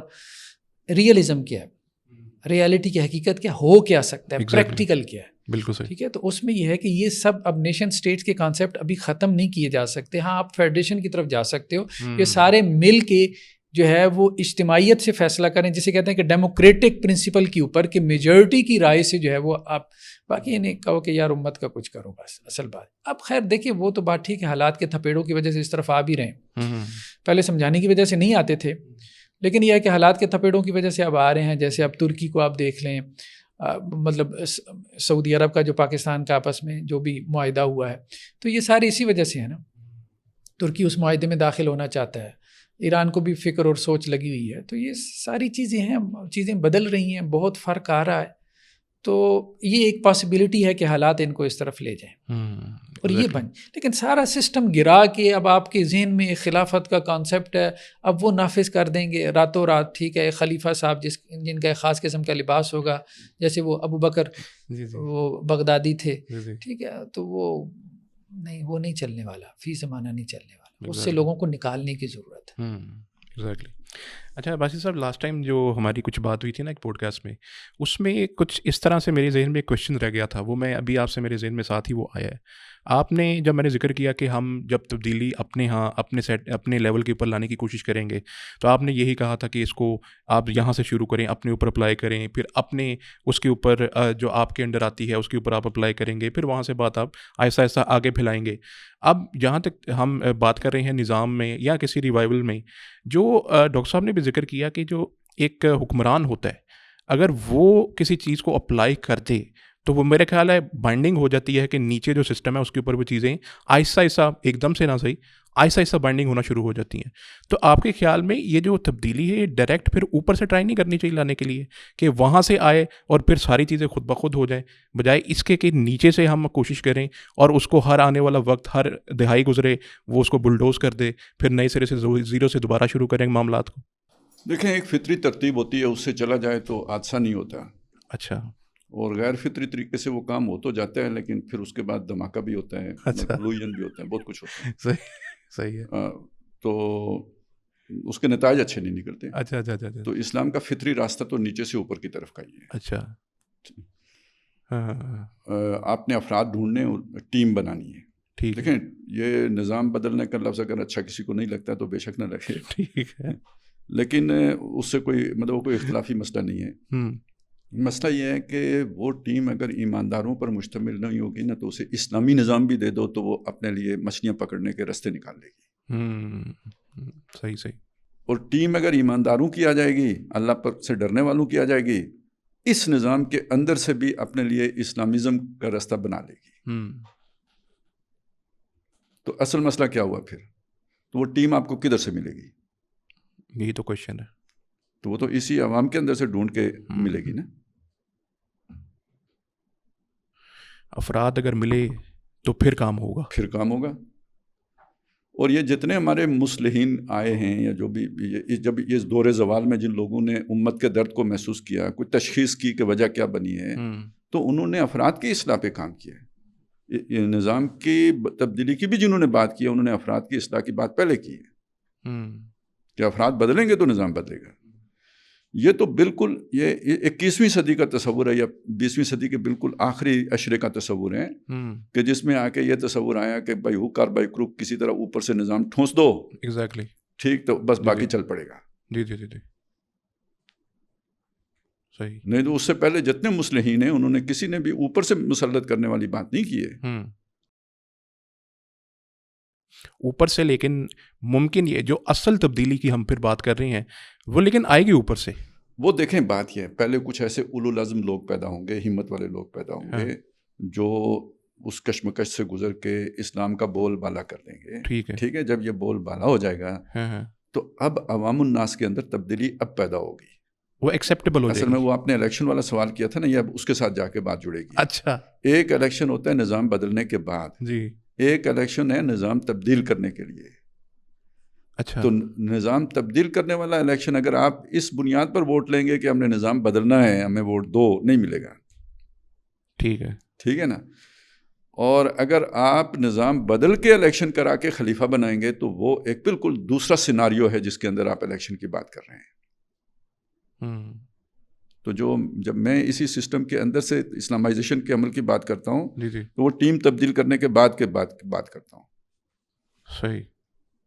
جب انگریز کی چھوڑی ہوئی تربیت یافتہ ٹیم کی جگہ پہ کوئی دوسری ٹیم لے چکی ہو, ٹھیک, اب وہ بعد بیچ میں تکوین کی بھی آ گئی تھی تھپیڑے کھا کے پہنچنے کے, تو ہم تو نہیں بنا سکے وہ ٹیم, نہ جماعت اسلامی بنا سکی, نہ تنظیم اسلامی بنا سکی, نہ کوئی اور بنا سکا. ٹھیک ہے, وہ نہیں بن سکی.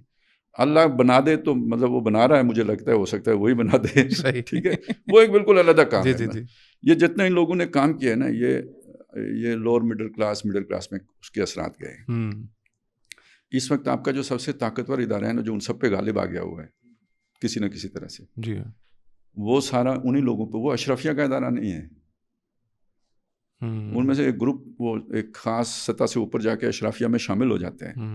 اوریجنلی وہ اشرافیہ میں سے نہیں ہوتے, عام پبلک مطلب وہ لوور مڈل کلاس میں سے اکثر ہوتے ہیں. ڈیپ اسٹیٹ نہیں, ڈیپ اسٹیٹ وہ جو کہہ رہے ہیں وہ جہاں سے وہ اٹھ کے جاتے ہیں نا, مطلب ایک جرنیل کہاں سے اٹھ کے جاتا ہے, عام لوگوں میں سے اٹھ کے بنتا ہے نا. تو اس کو اپنی ماں سے, اپنے باپ سے, اپنے ماحول سے, اپنے محلے کے مولوی صاحب سے وہ اسلام کی تعلیمات اس کے لاشعور میں گئی ہوئی ہوتی ہیں. وہ اس اشرافیہ سے مختلف ہوتا ہے جو انگریز چھوڑ کے گیا تھا. اچھا, جو جاگیردار تھے, جو بعد میں صنعت کار بن گئے. تو یہ کام جو ہوا ہے نا, یہ کسی پلاننگ کے تحت نہیں ہوا, یہ بس اللہ کی طرف سے ہو گیا. اور یہ جو تعلیمات تھیں اس کے نتیجے میں ان لوگوں کے اوپر اس کا اثر ہوتا ہے. یہ کبھی بھی سیکولرزم پہ, لبرلزم پہ یکسو نہیں ہوئے. اگر کہیں ٹاپ لیول سے اس کو گھسیڑا بھی گیا نیچے, لیکن اس میں کامیابی نہیں ملی, ریزسٹنس آئی ہے. صحیح. یہ ایک پازیٹیو چیز ہے. ٹھیک. اور ہو سکتا ہے کہ اس کے ذریعے سے تبدیلی آ جائے. تو ہمیں تو عام کھانے, پھر میں عرض کرتا ہوں اگر ہوتے ہم دیکھتے ہیں کہیں سے اللہ کی مدد اس طرح آ گئی. لیکن وہ ایک نصرت کا تصور وہ بھی ہے نا جن کا انہوں نے ذکر کیا تھا. لیکن وہ تصور یہ ہے کہ تھپیڑے تم کھاؤ, ٹھیک ہے, حلوہ پوڑی تیار کرو اور پھر بیٹھ کے کھائیں گے ہم. تو بھائی یہ تو حق تو اس کا ہے نا جس نے پھر اس کے لیے قربانی دی ہے. بالکل صحیح. اچھا ڈاکٹر صاحب, اس میں ایک نا وہ بات یہ ہوتی ہے کبھی کبھی, بلکہ اکثر ہوتی ہے, عوام یہ سمجھتی ہے کہ کچھ ہمارے مبلغین یہ دعوت دیتے ہیں, ویسے یہ دعوت اصولی طور پہ تو درست ہے کہ آپ نیک ہو جائیں, آپ اچھے اعمال کریں, یہ آپ کی جو ہے وہ بیسک ڈیوٹی ہونی چاہیے ایز اے مسلم. لیکن وہ پھر ساتھ یہ بھی ہے کہ اگر آپ وہ نیک عمال کریں گے, آپ اچھے ہوں گے, تو آٹومیٹکلی آپ کے حالات تبدیل ہو جائیں گے, آپ کی ساری تبدیلی اسی سے آ جائے گی. ٹھیک ہے. اب مثال میں دے دیتا ہوں ایک. ویسے ہمارے ہاں جو 19ویں صدی تھی, 20ویں صدی تھی, بڑے علماء, بہت نیک لوگ تھے, اس میں کوئی شک نہیں ہے. تو ہم تو انگریز کے غلام تھے اس وقت, تو ہمارے تو حالات بہتر نہیں ہوئے. بہرحال یہ میں ایک مثال دے رہا ہوں, یہ نہیں کہہ رہا کہ اس کے اندر کوئی ایسا ہے.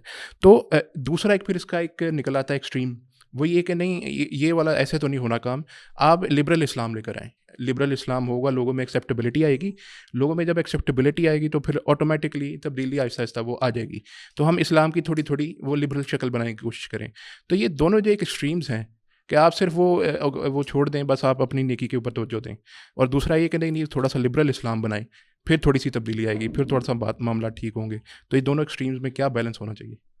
دیکھیے بہرحال یہ جو مختلف کانسیپٹس ہیں نا نیکی کے, ہم تو نہیں سمجھتے کہ یہ کوئی دین کے جامع تصورات ہیں, سیدھی سی بات ہے. ٹھیک ہے, مطلب ایک خاص دین کے شعبے کو ہی کل دین سمجھ لینا، یہ ہمارے ہاں مختلف مسالک مختلف طریقوں میں یہ چیز پیدا ہوئی. کسی نے جہاد کو کل دین سمجھ لیا، کسی نے دعوت تبلیغ کو کل دین سمجھ لیا، ٹھیک ہے، کسی نے کہا کہ جی درس و تدریس ہی کل دین ہے، حالانکہ یہ سب دین کے ڈپارٹمنٹس ہیں. ٹھیک ہے. تو ہر کام کی ضرورت ہے، اہمیت ہے.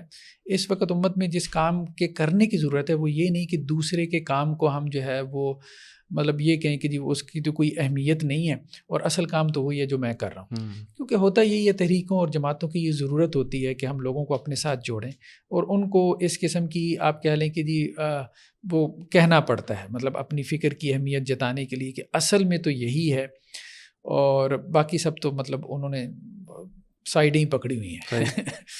تو یہ میرے خیال میں نہیں ہونا چاہیے. اس سے امت جو ہے نا مزید افتراق اور انتشار کی طرف جائے گی. ٹھیک. جیسے ابن خلدون علیہ رحمہ وغیرہ نے وہ کانسیپٹ دیا تھا نا عصبیہ کا، یعنی کوئی چیز ایسی ہونی چاہیے جو آپ کو جوڑ کے تو رکھے نا. ایگزیکٹلی. ہاں، تو اب وہ جوڑنے والی چیزیں ساری ہم نے ختم کر دی ہیں اور افتراق اور انتشار والی چیزیں ساری ہم نے پیدا کر دی ہیں. جو بھی نئی تحریک اٹھتی ہے وہ اسی بنیاد کے اوپر اٹھتی ہے کہ بھئی پہلے سارے تو کچھ نہیں کر رہے، اصل تو کام ہم نے کرنا ہے. باقی ٹھیک ہے، دین کا ایک جامع اور کمپریہنسو کانسیپٹ تو ہونا چاہیے.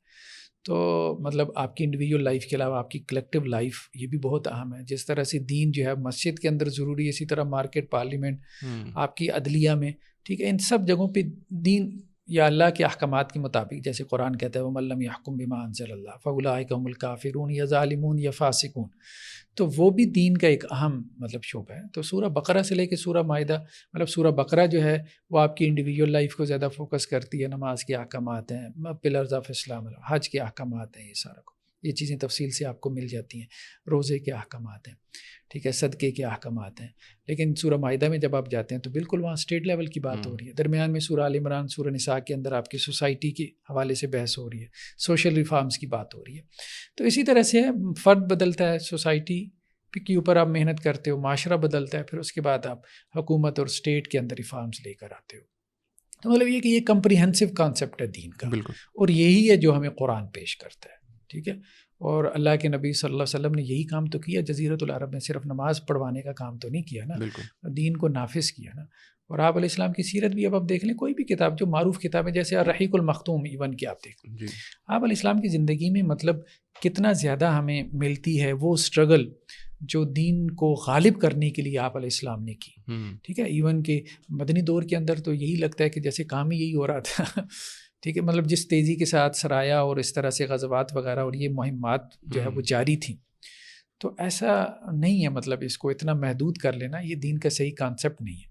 ہاں باقی یہ کہ اگر کوئی دین کے کسی خاص شعبے میں کام کر رہا ہے لوگوں کی اصلاح کا، تو اس کو ہمیں اپریشیٹ کرنا چاہیے. چلو یار میں ویلفیئر کا کام نہیں کر سکتا، کم از کم قرآن نے اطعام طعام کا بھی تو حکم دیا نا، کھانا کھلانے کا.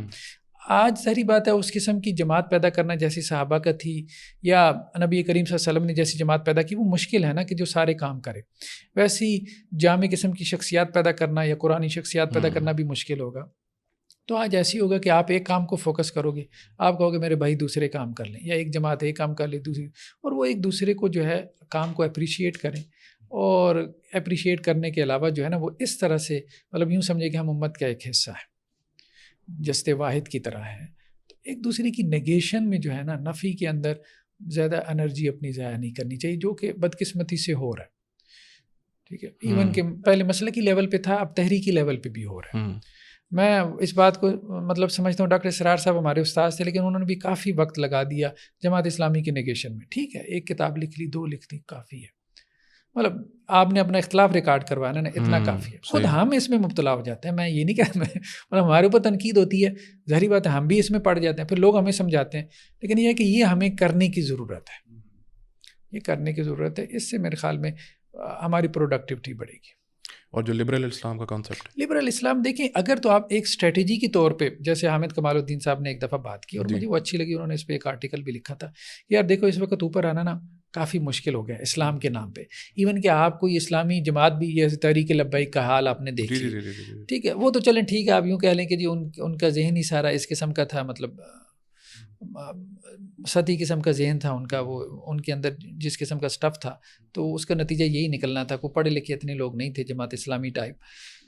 لیکن بہرحال اس کے باوجود اس وقت جماعت اسلامی بھی تو اتنی محنت کر رہی ہے نا، نہیں اوپر آ سکی نا. تو اس کا مطلب یہ ہے کہ بہت مشکل ہو گیا 70 ایئرز میں بھی آپ نے کچھ حاصل نہیں. وہ یہ کہتے تھے کہ اس وقت جو معروف پولیٹیکل جیسے جماعتیں ہیں, پی ٹی آئی ہے یا ایون نون لیگ ہے, اس کے اندر گھسو اور اس کے ذریعے سے کہیں اوپر آؤ. ٹھیک ہے, مطلب کوئی وزیر مشیر بن گیا کچھ اس طرح سے, تو اس طرح جیسے وہ خالد صاحب نے اشارہ کیا, چلیں وہ وہاں ادھر سے اگر کوئی آ جائے, کوئی اچھا جرنیل آ جائے, مطلب ضیاء الحق کے بارے میں دو رائے ہو سکتی ہیں, وہ چھوڑیں کیسا تھا کیسا نہیں تھا. ٹھیک ہے, اسلام کا نام تو اس نے لیا نا, چلو ایک کوئی ایسا آ جائے, کوئی حافظ صاحب ایسے آ جائیں جو اسلام کا نام لینے کے علاوہ نہیں چلیں. ہم یہ کہہ رہے ہیں کہ وہ اسلام کا نام لینے کے علاوہ کوئی, وہ یہ کہ ہمیں عام کھانے سے ہونا چاہیے. تو ضروری نہیں ہے کہ ایک خاص طریقے سے اسلام آئے گا تو میں اس کو ایکسیپٹ کروں گا.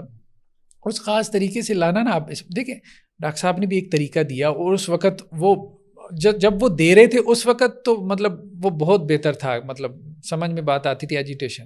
اس کے بعد طاہر القادری صاحب نے ایجیٹیشن کر لی, عمران خان نے کر لیے, وہ عدلیہ کا درمیان میں معاملہ ہوا, وہ طریقہ بھی پٹ گیا. ٹھیک ہے, اب مطلب حکومت کو بھی سمجھ میں آ گئی کہ کیسے ڈیل کرنا ہے. تحریک لبیک کا جو انہوں نے حشر کیا, ٹھیک ہے, وہ ایک وقت تھا کہ وہ مطلب کارآمد ہوتا تھا یہ سارا کچھ, یہ مطلب لوگ یہ سمجھتے. تو اس لیے اب ضروری نہیں ہے کہ اب ہم ایک طریقے کے اوپر ہی اصرار کریں, طریقہ کوئی بھی ہو سکتا ہے. مطلب اس میں ہمیں اباحت کی طرف جانا چاہیے. کوئی آپ کے انتخابی نظام کی طرف سے آتا ہے, کوئی ادھر چلو فوجی رستے سے آ جاتا ہے, مطلب انقلاب. ٹھیک ہے, کوئی جو ہے وہ آپ کے ایجیٹیشن کے طریقے سے آ جاتا ہے, کوئی دعوت تبلیغ سے, کوئی کہتا ہے ایجوکیشن سے آ جائے گا, کسی طرح سے بھی. کوئی یہ کہتا ہے کہ یار جو اس وقت کی معروف یہ پولیٹیکل جماعتیں ان کے اندر گھسو, کہیں اوپر آ جاؤ, آپ اوپر آ کے آپ کچھ ریفارمز لے آؤ.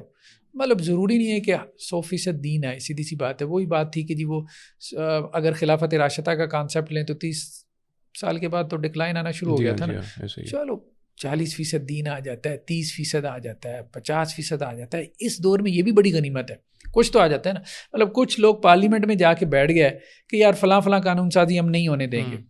وہاں جا کے جو ہے وہ اذانیں کروائیں, جماعتیں کروائیں, چلو کوئی داڑھی والے وہاں بیٹھے ہیں, پگڑی والے بیٹھے ہیں, کوئی فرق تو پڑتا ہے نا. ٹھیک, تو بہرحال ہر چیز کا کچھ نہ کچھ فرق تو پڑتا ہے, ایسا نہیں ہے. قرارداد مقاصد پاس ہو گئی, 73 کے آئین میں اسلامی دفعات آ گئی, فرق تو پڑا نا. کانسٹیٹیوشن لیول پہ بھی آپ نے اگر کوئی کام کیا, کچھ نہ کچھ فرق تو پڑا. مطلب جی یہ کام ہو گیا کہ جی قرآن جو ہے نا وہ یونیورسٹی کے نصاب میں داخل ہو گیا, چلو کچھ فرق تو پڑا نا. یونیورسٹیز میں جو ہے قرآن ترجمہ قرآن کی کلاس شروع ہو گئی, رسمی صحیح. چلو اگلی نسل آ کے, منگول رسمن مسلمان ہو گئے تھے, اگلی نسلیں آ کے چلے کوئی 2-3 نسل بعد, اصل میں ایک نسل میں شاید یہ کام نہیں ہونے والا. یہ جب سوچیں گے نا کہ بس ہم نے جماعت بنائی اور اسی نسل نے یہ کام کرنا ہے, وہ پھر ایکسیڈنٹ کرے گا, وہ پھر حادثے کرے گا. صحیح. اگر آپ ان کا, میں نے اصل میں جب ان کا مطالعہ کیا نا, یہ خاص طور امامت کا اور یہ سارے ان کے 12 خلفاء جو اہل تشیع کے, اثنا عشریہ کے, اچھا وہ آپ دیکھیں وہ لے کے چلتے رہے, انہیں اس چیز کا احساس تھا. مطلب شروع میں جب ظاہری بات ہے کہ ایک اہل بیت کے اندر ایک خواہش تو موجود تھی کہ ہمیں ملے, وہ بات ان کی ٹھیک ہے کہ ایک اہل بیت میں خواہش تھی. حضرت عباس رضی اللہ عنہ نے حضرت علی رضی اللہ عنہ کو کہا تھا کہ اللہ کے رسول صلی اللہ علیہ وسلم کو میں دیکھ رہا ہوں, یہ بخاری کی روایت ہے, کہ آپ اب چند دنوں کے مہمان ہیں, آپ سے پوچھ لیتے ہیں ہمارا حق ہے کہ نہیں. وہ پھر مسائل آگے چلتے. لیکن بعد میں پھر وہ جو کربلا کا حادثہ ہوا, اس کے بعد سے یہ لوگ تعلیم کی طرف چلے گئے. لیکن اس کے باوجود انہوں نے یہ چیزیں جو ہے وہ تیار کرتے رہے, اور ان کے ہاں یہ کانسیپٹ موجود تھا کہ 12ویں پہ جا کے ہم اتنے سٹیبل ہو جائیں گے اچھا کہ ہم کچھ جو ہے نا وہ مطلب انقلاب لے آئیں گے. اچھا. مطلب وہ اس چیز کو سمجھ چکے تھے کہ یہ نہیں ہے کہ جی اب یہ ایک حضرت حسین رضی اللہ عنہ کے ساتھ یہ اب ہو گیا تو اب ہم نے کھڑے ہو جانا ہے. صحیح. حسنی کھڑے ہوتے رہے, حضرت نفس زکیہ کا معاملہ وہ مسلسل کھڑے ہوتے رہے, لیکن انہیں کامیابی نہیں ملی. عباسیوں کو مل گئی, عباسی بھی انہی کی بنیاد پہ کھڑے ہوتے رہے, فاطمیوں کی بنیاد پہ انہی کے ساتھ مل کے, لیکن وہ حسنی زیادہ ملے. حسینیوں نے اس مطلب جو ہے نا وہ اسٹریٹجی کو لیا کہ نہیں یار اس کو, اچھا وہ آج تک باقی ہیں. تو بظاہر یہ سمجھ میں آتا ہے کہ یہ کام 3 نسلوں میں ہونے والا ہے. ایک نسل کو تعلیمی کام کرنا چاہیے, تعلیمی سے مراد محض تدریسی نہیں, مطلب فکری بھی, کہ ہم نے یہ گول اچیو کرنا ہے, ہم نے یہ کرنا ہے. ٹھیک ہے, آپ بات سمجھیں جو ساری ہم ڈسکشن کر رہے ہیں کہ ہمارا یہ دین کا جامع تصور ہے, اس کے اعتبار سے وہ تعلیمی کام کرے اور بیس بنائے. دوسری نسل جو ہے نا وہ ادارے بنائے گی, وہاں سے جو لیڈرز پیدا ہوں گے اس تعلیم کے مراحل سے جو نکلیں گے, وہ پھر اس فکر کے مطابق ادارے بنائیں گے, مدارس بنائیں, آپ ہاسپٹلز بنائیں, یتیم خانے بنائیں, مطلب سوسائٹی میں گھسیں. آپ بات سمجھیں, ہر اعتبار سے میڈیا سیلز بنائیں. ٹھیک ہے, وہ مطلب جو ہے سکولز بنائیں, وہ کالجز بنائیں, ادارے مطلب اداروں کے اوپر آپ کا ریاست کا پورا اسٹرکچر جو ہے نا وہ کھڑا ہوتا ہے نا، تو آپ سوسائٹی میں آپ کی پریزنس ہو. پھر جو تیسری نسل ہے نا وہ ان اداروں کی بنیاد پہ تحریکیں اور جماعتیں کھڑی کریں. پھر مطلب یہ ہے کہ اب آپ کے پیچھے ایک بیس موجود ہے، پھر لگتا ہے کہ شاید یہ کام ہو جائے. اچھا ان لوگوں نے ٹرائی کی تھی، وہ 12ویں نسل میں بھی کام نہیں ہو پایا، اور سسٹم اتنا مضبوط تھا وہ دوسری طرف. ٹھیک ہے، حالانکہ وہ ان کے الائز تھے بنو عباس، لیکن وہ نہیں کام ہو پایا. رشتہ داریاں بھی قائم ہو گئی تھیں، ٹھیک ہے، ان کے ائمہ کے ساتھ جو ہے، لیکن یہ ہے کہ وہ نہیں کام ہو پایا. تو اس لیے مطلب بہت جسے کہتے ہیں نا کہ احتیاط سے چلنے کی ضرورت ہے. اب سوچ میں یہ ہے کہ یہ کام ہونا چاہیے، آج ہی تحریک کھڑی کرو اور کل کو جو ہے نا وہ آپ انقلاب لانے کے لیے باہر نکل پڑو. جیسے ہمارے یہاں ملیٹنسی کے ذریعے سے، طالبانائزیشن کے ذریعے سے جو ہے ریوولٹ لانے کی کوشش کی گئی ہے، اس کا کیا، اس کا نقصان ہوا ہے. اب لوگ اپنے بچوں کو جو ہے وہ تحریک کے اندر اسلامی تحریک بھیجتے ہوئے ڈرتے ہیں. جہاد کا نام بدنام ہو چکا ہے، یا داعش کے ہتھے نہ چڑھ جائے، TTP کے ہتھے نہ چڑھ جائے. کتنا خوف آپ نے پھیلا دیا لوگوں کے اندر. یہ نہیں ہونا چاہیے، اس کا نقصان زیادہ ہو گیا. بالکل صحیح. ایک چھوٹی سی وضاحت ہے. جی ضرور. وہ ڈاکٹر صاحب کی تحریک کی، خاص طور پہ آخری وہ جو عوامی تحریک کا مسئلہ ہے، اس کے حوالے سے تنقید سے بالا تو کوئی بھی نہیں ہے، ہر ایک کے تصور پہ تنقید کی جا سکتی ہے، لیکن یہ کہ پہلے اس کا جو اپنا کانسیپٹ ہے اسے پوری طرح سمجھنے کے بعد ہونی چاہیے. ڈاکٹر صاحب کا موقف وہ نہیں تھا جو کچھ طاہر القادری صاحب نے کیا یا عمران خان صاحب نے کیا. وہ عوامی تحریک بنانے کے لیے بھی سال ہاں سال چاہیے ہوتے ہیں. یہ ان سب نے لانگ مارچ سے شروع کیا، وہ لانگ مارچ پہ ختم ہوتی ہے. صحیح ہے. وہ بس مجھے اس پہ وہ ایک بات یاد آ رہی تھی، کسی نے کسی کو نمازی بنانے کے لیے کہا نا کہ اگر تم 40 دن تک نمازیں 5 وقتہ جو ہے نا مسجد میں جا کے پڑھو گے تو میں تمہیں گائے انعام میں دوں گا. اچھا. تو 40 دن جب پورے ہو گئے، اس نے کہا جی وہ گائے، اس نے کہا یار میں تو نے تو تمہیں نمازی بنانے کے لیے یہ کیا تھا، تو گائے وائے تو میں نے تمہیں کوئی نہیں دینی. اچھا. کوئی فرق نہیں پڑتا، میں نے بھی بغیر وضو کے پڑھی تھی. تو ان لوگوں نے تحریک بغیر وضو کے چلائی تھی. اس کو ڈاکٹر صاحب کی تحریک پہ قیاس نہ کریں. ٹھیک ہے. ویسے بھی ہمارا فقہ کا بھی اصول ہے نا، میں دیکھیں ان الصلاۃ تنہی عن الفحشاء والمنکر. اب کوئی کہے کہ میری نماز نے مجھے فحشی اور منکر سے نہیں روکا، لہٰذا نماز کا کوئی فائدہ نہیں، تو غلط بات ہوگی. بالکل ایسے. اسی طرح یہ بات بھی ہے کہ انہوں نے کیا چلایا، ڈاکٹر صاحب کیا چاہتے تھے، وہ بالکل ایک مختلف بات ہے. اب ایک آدمی جنگ نہیں جیت سکا تھا تو اس کا لازمی مطلب نہیں ہے دوسرا بھی نہیں جیت سکا. بالکل صحیح. دوسرا جیت بھی جاتے ہیں. اچھا، کچھ ہم نے نوجوانوں کی بھی تو بات کرنی ہے. کچھ نوجوانوں کی شکایتیں ہیں، ایک میں آپ سے کر لیتا ہوں اس کا ذکر. اب ہمارے یہاں پہ یونیورسٹی گوئنگ کوئی جوان ہے، کالج میں جا رہا ہے، یونیورسٹی میں جا رہا ہے بھائی، وہ کہتا ہے دیکھیں آپ مغرب میں یہ دیکھیں اتنی ان کی کمپنیز ہیں، سائنس اور ٹیکنالوجی کی بات آپ لوگ کیوں نہیں کرتے؟ مطلب کہ سائنس جو ہے اور ٹیکنالوجی جو ہے اس نے مغرب کا دیکھیں کیا ان کی ایک کمپنی، یہاں تک کہ امریکہ کی کچھ ایک کمپنیز ہمارے GDP سے زیادہ ان کی نیٹ ورتھ ہے، گراس نیٹ ورتھ 500 بلین ان کی ایک کمپنی بنا رہی ہے. امیزون کو دیکھ لیں، اسی طرح سے دیگر ہیں، انویڈیا کو دیکھ لیں، کیا کیا انہوں نے سائنس اور ٹیکنالوجی سے نہیں اچیو کر لیا، ہر چیز اچیو کر لی ہے. وہ کہتے ہیں بھائی آپ ہمیں یہ کہتے رہتے ہیں بھائی وہ جاؤ ادھر کا کہ نماز پڑھو، یہ کرو وہ کرو، وہ ٹھیک ہے ہم کریں، آپ لوگ سائنس اور ٹیکنالوجی کی بات کیوں نہیں کرتے؟ یہ اور کیوں نہیں کہتے آپ کہ آپ جا کے بھائی سائنس اور ٹیکنالوجی پہ کام کرو، اس پہ توجہ دو، اور اس کے بعد آپ ترقی کر جاؤ گے. ہم نے تو ان کی ترقی کا یہی راز دیکھا ہے کہ وہ سائنس کی وجہ سے ترقی کر رہے ہیں، انہوں نے تو سائنس کی وجہ سے کی ہے، آپ ہمیں کسی اور طرف لگا رہے ہیں. تو ان کی شکایت کیسے رفع ہوگی؟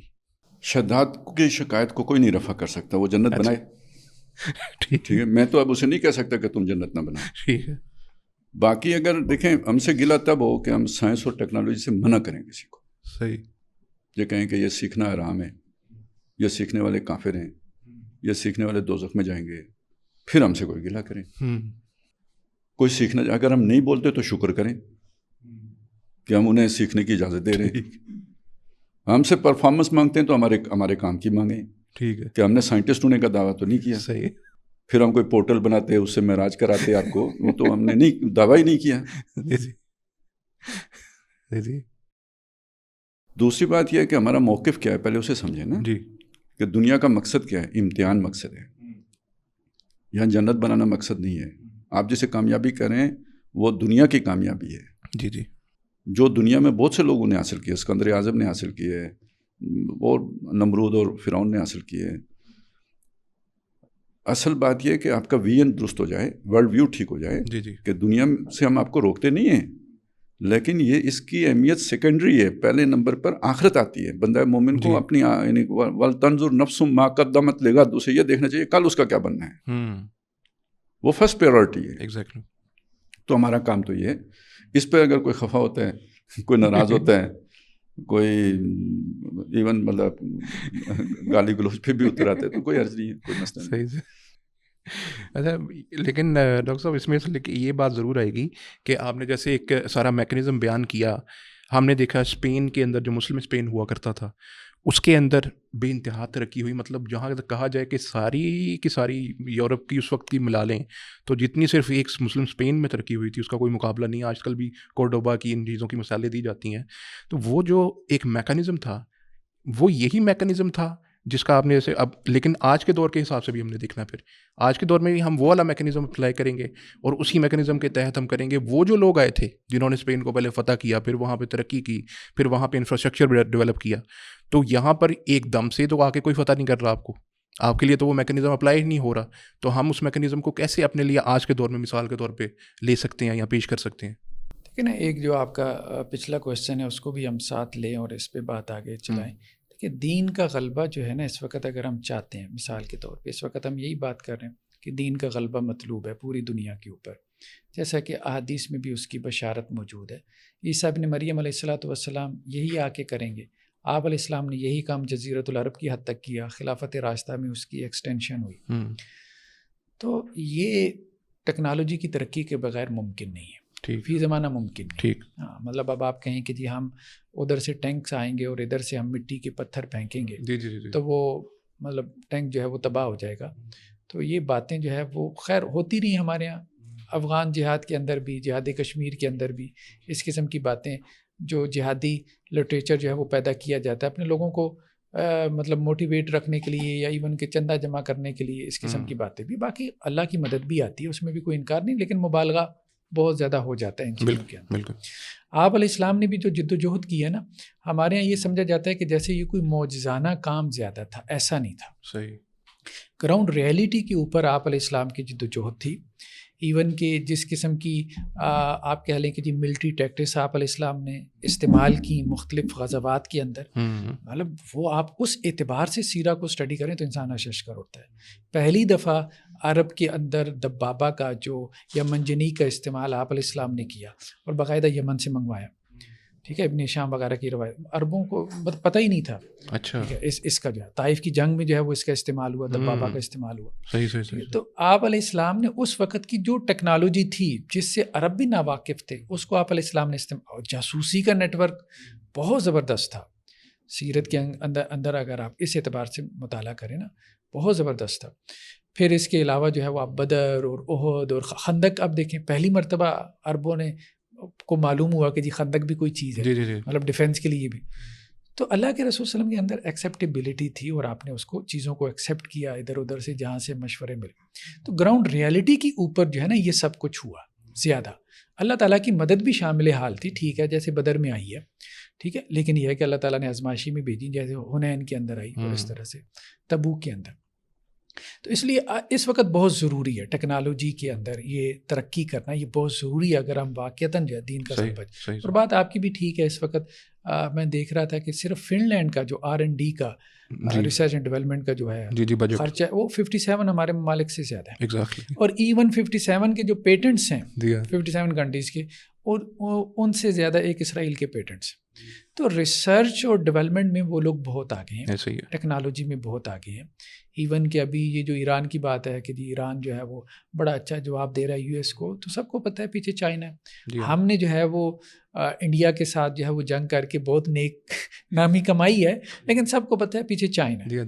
مطلب ہم کون سے اپنے وار شپس ہم نے استعمال کیے, ٹھیک ہے, ابھی بھی چائنا کی طرف ہی دیکھ رہے ہیں کہ وہ ہمیں دے دے گا تو انڈیا کی ایسی کی تیسی. تو کہنے کا مقصد یہ ہے کہ ہم دوسروں کی اغیار کے ہتھیاروں سے لڑ رہے ہیں, سیدھی سی بات. تو ٹیکنالوجی میں ہمیں آگے بڑھنا ہے. مطلب یہ ہے کہ ہمیں جو ہے وہ خود کفیل ہونا ہے، یہ بہت ضروری ہے، بالکل، اور یہ ترقی بہت ضروری ہے. اس کی وجہ یہ کہ مولوی نے روکا بھی نہیں ہے اس سے. بالکل صحیح. اب پرانی باتیں ہو گئی جی، لاؤڈ اسپیکر سے روکا تھا، تصویر کو روکتے تھے، فلاں امکان. چلو یار چھوڑو، ابھی حکومت تو اس وقت آپ کی ہے نا، ساری یونیورسٹیز آپ کے پاس ہیں، 300 کے قریب تو یونیورسٹی ہے پاکستان کے اندر صرف. تو آپ ہمیں بتاؤ، آپ نے سائنس اور ٹیکنالوجی میں یہ کیوں نہیں کیا؟ تو اس کا سوال تو آپ سے پوچھنا چاہیے نا. تو ہم تو آپ کو نہیں روک رہے، ہم تو کہہ رہے ہیں کہ آپ یہ کرو، اور اگر کوئی اسلامی ریاست قائم ہوگی تو اس کا پہلا فریضہ یہ ہوگا، وہ یہی کام تو کرے گی. بالکل. کس نے آپ کو کہا کہ ایٹم بم بنانا حرام تھا اور آپ نے غلط کام کیا ہے؟ ٹھیک ہے، سبھی مولوی جو ہے وہ اس کے اوپر خوشی منا رہے ہیں. ایگزیکٹلی. ٹھیک ہے، تو آپ اگر آج جو ہے وہی ٹیکنالوجی جو چائنا یا یو ایس 5th جنریشن جو وارشپس وہ جو جس طرح سے وہ پیدا کر رہے ہیں، آپ وہی پیدا کرنا شروع کر دو گے تو مولوی فتوی لگائیں گے کہ یہ کیا کر رہے ہیں، تو خوش ہوں گے. ایسے ہی. ٹھیک ہے کہ آپ کا ملک ترقی کر رہا ہے تو یہ کام کرو، اور یہ کرنے کی ضرورت ہے. ایون دیکھیں نا، قرآن میں بھی ایسی بہت ساری چیزیں مل جاتی ہیں. قرآن نے ایک جگہ سورہ انفال میں کہا کہ پہلے یہ تھا کہ 1:10 کی ریشو تھی، اب تمہارے ایمان میں کمزوری آ گئی، اب جو ہے نا وہ 1:2 کی ریشو سے تم دشمن سے لڑو. ٹھیک ہے، تو اس کا مطلب یہ کہ اس وقت عددی قوت تھی، دونوں طرف تلواریں تھیں. اب وہ معاملہ نہیں رہ گیا نا، نیزہ تھا یا اس وقت بھالا تھا یا ڈھال تھی، ٹھیک ہے، یا گھوڑے دونوں طرف سے لڑ رہے تھے. اب یہ فرق بہت زیادہ بڑھ گیا. تو اس وقت کی جو سپر پاورز کو ہم نے شکست دی، ٹھیک ہے، عسکری غلبہ آ گیا خلافت راشدہ میں، عسکری غلبے کی وجہ سے آپ کا تہذیبی غلبہ ہوا. باقی جسے آپ علمی اور سائنسی غلبہ کہہ رہے ہیں وہ بنو عباس کے دور میں ہوا. صحیح. تو سب سے پہلے عسکری غلبہ بہت ضروری ہے، اس کے بعد پھر تہذیبی غلبہ ہوتا ہے. مطلب جو عسکری طور پہ غالب امریکہ ہے، اس کا تہذیب چل رہی ہے، سیدھی سی بات. تو جو عسکری طور پہ غالب ہوگا اس کا تہذیبی غلبہ ہوگا، جس کے تہذیبی غلبہ ہوگا وہ پھر علوم پیدا کرے گا. ٹھیک ہے، وہ پھر علوم کا جو ہے وہ احیاء کرے گا. تو وہ سٹیپس تو اسی طرح سے چلنے ہیں. اب عسکری غلبے کے لیے اب آپ کہیں کہ دی وداؤٹ ٹیکنالوجی یہ ہو جائے گا تو یہ پاسبل نہیں ہے. دوسری بات یہ کہ ایمان کا لیول بھی وہ نہیں ہے. یہ تو ہے. آپ علیہ السلام نے بھی اس کو گراؤنڈ ریالٹیز کے اوپر کیا، یہ بات اہم ہے. مطلب آپ کو صلح حدیبیہ بھی کرنی پڑی، آپ کو میثاق مدینہ بھی کرنا پڑا. ٹھیک ہے، مطلب ہر وقت جو ہے وہ جنگ نہیں نہ کی. تو خیبر بھی ہے، سارا کچھ ہے، حنین بھی ہے، ساری چیزیں آپ سامنے رکھیں نا تو آپ کے سامنے مطلب پورا نقشہ آ جاتا ہے. تبوک بھی ہے، ہر ایک بالکل ایک ڈفرینٹ اینگل سے آپ اس کو دیکھتے ہیں. تو آج بھی وہی کام ہے، آپ کو یہ سب کرنا پڑے گا بالکل اس دنیا میں اگر آپ کو چلنا ہے تو. بالکل ٹھیک، غالب آنا ہے تو. ایگزیکٹلی. اچھا باسی صاحب، آخری ایک پوائنٹ، بہت اہم پوائنٹ ہے، لیکن آگے میں نے نوجوانوں کی کچھ بات کی، لیکن یہ ہے کہ ہے تو ہمارا سرمایہ، اس میں تو کوئی شک نہیں کہ اگر ہمیں کوئی امید ہے فیوچر کے لیے تو انہی سے ہے. اچھا میں اگر ایک تھوڑا سا اس میں اضافہ کر لوں. جی ضرور کر لیں. دفاع کے لیے تو ٹیکنالوجی کی بہت اہمیت ہے. بالکل ٹھیک ہے. موجودہ دنیا میں آپ جتنے بھی طاقتور ہو جائیں، کسی ملک پر اپنا قبضہ عسکری طور پر برقرار نہیں رکھ سکتے. افغانستان اس کی ایک بہت بڑی مثال ہے. بہت کمزور طاقت افغانستان، امریکہ بہت طاقتور ملک، دنیا کا سب سے طاقتور ملک، وہ 20 سال تک سر ٹکراتا رہا، اسے وہاں سے بے نیام و مرام واپس جانا پڑا. ویتنام بھی اس سے پہلے ویتنام تھا. ابھی وہ پھر افغانستان ہے، ہمیں تنگ کر رہا ہے، ہم تو پڑوسی ہیں، بہت ہم اس کے اوپر دانت پیس رہے ہیں، لیکن ہم ادھر جا کے قبضہ کرنے کی پوزیشن میں نہیں ہے. ٹھیک ہے، انڈیا ہمارے اوپر قبضہ کرنے کی پوزیشن میں نہیں ہے. اس نے ہم سے ایک ملک علیحدہ کیا، بنگلہ دیش بنایا، لیکن خود نکل گیا پیچھے سے، یعنی وہ اپنا قبضہ وہاں پہ نہیں رکھ سکتا تھا. تو اصل بات تو یہ ہے کہ ہم اگر دنیا پہ اپنا غلبہ چاہتے ہیں نا تو وہ ٹیکنالوجی سے نہیں ہوگا، آئیڈیالوجی سے ہوگا. دفاع کے لیے ٹیکنالوجی بہت ضروری ہے، اس کی مخالفت بھی کوئی نہیں کرتا. ٹھیک، لیکن یہ کہ آج جو دنیا فتح کرنے والی شے ہے نا، وہ نظریات ہیں جن کی کوئی سرحدیں نہیں ہوتی، وہ لوگوں کو تبدیل کرتے ہیں. اور ہم اگر اپنا دنیا بھر میں چاہتے ہیں ہمارا نظام آئے، ہماری تہذیب آئے، تو وہ ہمیں نظریاتی کام زیادہ کرنا ہوگا. اس کو وہ سپورٹ درکار ہے، طاقت، عسکری بھی طاقت چاہیے، لیکن اصل جو فاتح کی حیثیت جس کی ہوگی نا، وہ قرآن ہے، وہ ہماری آئیڈیالوجی ہے، وہ ہمارے نظریات ہیں. اور وہ ہر وہ شخص کے جو سلیم الفطرت ہے، اس کے دل کی آواز ہے، وہ بے شک مسلمان نہ ہو، اس تک وہ اصل آواز پہنچ جائے، اسے ماننے میں دیر نہیں لگے گی. اچھا، اس سے ایک پہلے ایک چھوٹا سا کامنٹ کہ اب مصر کی اگر ہم مثال لیں تو مرسی صاحب جو تھے آئیڈیالوجی رکھتے تھے، اخوان کی اپنی ایک آئیڈیالوجی ہے، لیکن اس کے اوپر تو ملٹری وغیرہ غالب آ گئی اور انہوں نے آ کے پھر سے، تو یہاں پر تو دفاع کا جس کے ہاتھ میں مائٹ ہے وہی رائٹ ہے، وہ جس کی لاٹھی اس کی بینس. یہاں پر تو وہی چل رہا ہے نا کہ آپ کے ہاتھ میں اگر طاقت ہوگی تو آپ ہر چیز انفورس کر لیں گے. اگر آپ کے پاس وہ طاقت نہیں ہے، آپ جتنی مرضی اچھی آئیڈیالوجی لے کر آئیں تو آپ انفورسنگ کیپیسٹی آپ کے پاس نہیں ہو سکتی. تو یہاں پر ہم کیسے اپلائی؟ ہم تو انٹرنیشنل سیناریو میں بات کر رہے تھے نا، وہ ایک ملک کا مسئلہ ہے. ملک کے مسئلے پہ اقتدار برقرار رکھنے کے لیے اور طرح کی طاقت درکار ہے. اچھا، اب میں اس کے مقابلے میں اگر اردگان کی بات کروں، ٹھیک ہے، اس کے پاس تو ہتھیار تو نہیں تھے نا، بغاوت اس کے خلاف بھی ہوئی تھی، لیکن عوام سڑکوں پہ آ گئی تھی، ٹینکوں کے آگے لیٹ گئے تھے، وہ بغاوت ناکام ہو گئی تھی. مصر میں وہ اس کے خلاف ریزسٹنس ہوئی، لیکن وہ ریزسٹنس اتنی نہیں تھی کہ فوج کا رستہ روک سکتی. ریزسٹنس ناکام ہو گئی، فوج کامیاب ہو گئی. تو یہ یعنی اس کا مطلب یہ ہے کہ جو آپ کی سیاسی حکومت ہوتی ہے وہ جس بل پہ کھڑی ہوتی ہے وہ اصل میں عوامی مقبولیت ہوتی ہے. وہاں پہ بھی وہ ٹیکنالوجی یعنی وہ طاقت جو ہوتی ہے نا وہ عارضی ہوتی ہے. 3 سال کے لیے مارشل آرٹ لگ سکتا ہے، اس کے بعد انہیں بھی کوئی نہ کوئی چودھری شجاعت اپنے ساتھ ملانا پڑتا ہے، اس کے بغیر نہیں چلتا. صحیح، ٹھیک ہے. تو یہ یعنی انٹرنل ڈائنامکس اور ہوتے ہیں، انٹرنیشنل اور ہوتے ہیں. میں اس انٹرنیشنل سینیریو، گلوبل سینیریو میں بات کر رہا ہوں. صحیح. تو یہ بات تھی کہ جیسے نوجوان ہیں، سرمایہ میں ذکر کر رہا تھا ہمارا، تو ان کے ہاں تیزی سے کانسیپٹ، کیونکہ آپ بھی یونیورسٹیز میں جاتے ہیں، ہم بھی یونیورسٹی سے، تو ہم دیکھتے ہیں کہ ایک تیزی سے ایک نظریہ پھیل رہا ہے لبرل اسلام کا. حالانکہ میں نے ڈاکٹر صاحب سے یہ کویشچن کیا تھا آپ سے، میں فائنلی کون سا نظریہ پھیل رہا ہے؟ لبرل اسلام. لبرل اسلام کا. اچھا. ان کے ہاں یہ تصور ہے کہ ہم نے اگر آگے پروگرس ترقی کرنی ہے تو لبرل اسلام کو اپنانا پڑے گا. ہم لیکن آپ کی طرف سے یہ چاہتے ہیں کہ آپ بتائیں کہ آپ کیا کہیں گے بیٹا آپ ایسے کر لو. ہم جو آج کے موضوع سارا ڈسکس کیا ہم نے کہ ہمارا وہ جو سنہری دور گولڈن ایج تھی اس کا ریوائول ہم کرنا چاہتے ہیں، تو آپ اس کو کیا کہیں گے؟ گارنٹی کون سی چیز کریں گے؟ لبرل اسلام سے ان کا مفہوم کیا ہے؟ لبرل اسلام یہ ہے کہ یہ میرا ہو سکتا ہے، اس میں ہو سکتا ہے کسی اور کا کوئی اور موقف بھی ہو. لبرل اسلام یہ ہوتا ہے کہ آپ جیسے امریکہ کا دیکھیں، ایک نیو یارک کا ایک آج کل وہ ہے میئر ہے، اس کا نام ہے زہران ممدانی. تو مسلمان ہے، نماز وغیرہ پڑھتا ہے، ہر چیز ہے، لیکن وہ یہ کہتا ہے LGBTQ بھی ٹھیک ہے، LGBTQ کو ہم رائٹس دیتے ہیں، وہ اچھی طرح سے اپنی کریں، جو بھی کرنا چاہیں، کوئی مسئلہ نہیں ہے، اسلام آپ کو نہیں روکتا. لیکن اس کے ساتھ ساتھ دیگر چیزیں بھی ہیں جس کے اس کے اندر ایک مثال میں نے آپ کو دیا. تو یہ ایک لبرل آئیڈیا ہے کہ آپ اس طرح سے دیکھیں، آپ اپنے ٹھیک ہے اپنا کام کو رکھیں، لیکن آپ جو اس کے نیچے اسلام کے متضاد آئیڈیالوجیز ہیں اس کے پاس اتنا اس کو نہ کریں، ریزسٹ نہ کریں. تو آپ اسی طرح سے رہیں گے تو لوگ آپ کو ایکسیپٹ کرنا شروع کر دیں گے، اور وہ ایکسیپٹ آپ کی جو ایکسیپٹنس ہے اسی صورت میں آئے گی. تو یہ ہے وہ آئیڈیا.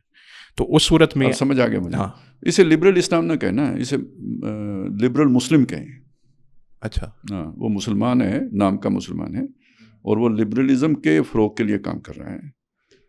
اچھا. ہاں، اسلام میں تو اس کی کوئی گنجائش نہیں ہے. اعتب قرآن غیر ھذا و بدل ہو کی کوئی گنجائش نہیں ہے. کوئی دوسرا قرآن لے آؤ یا اس کو تبدیل کر دو، یہ کوئی نہیں کر سکتا. اچھا.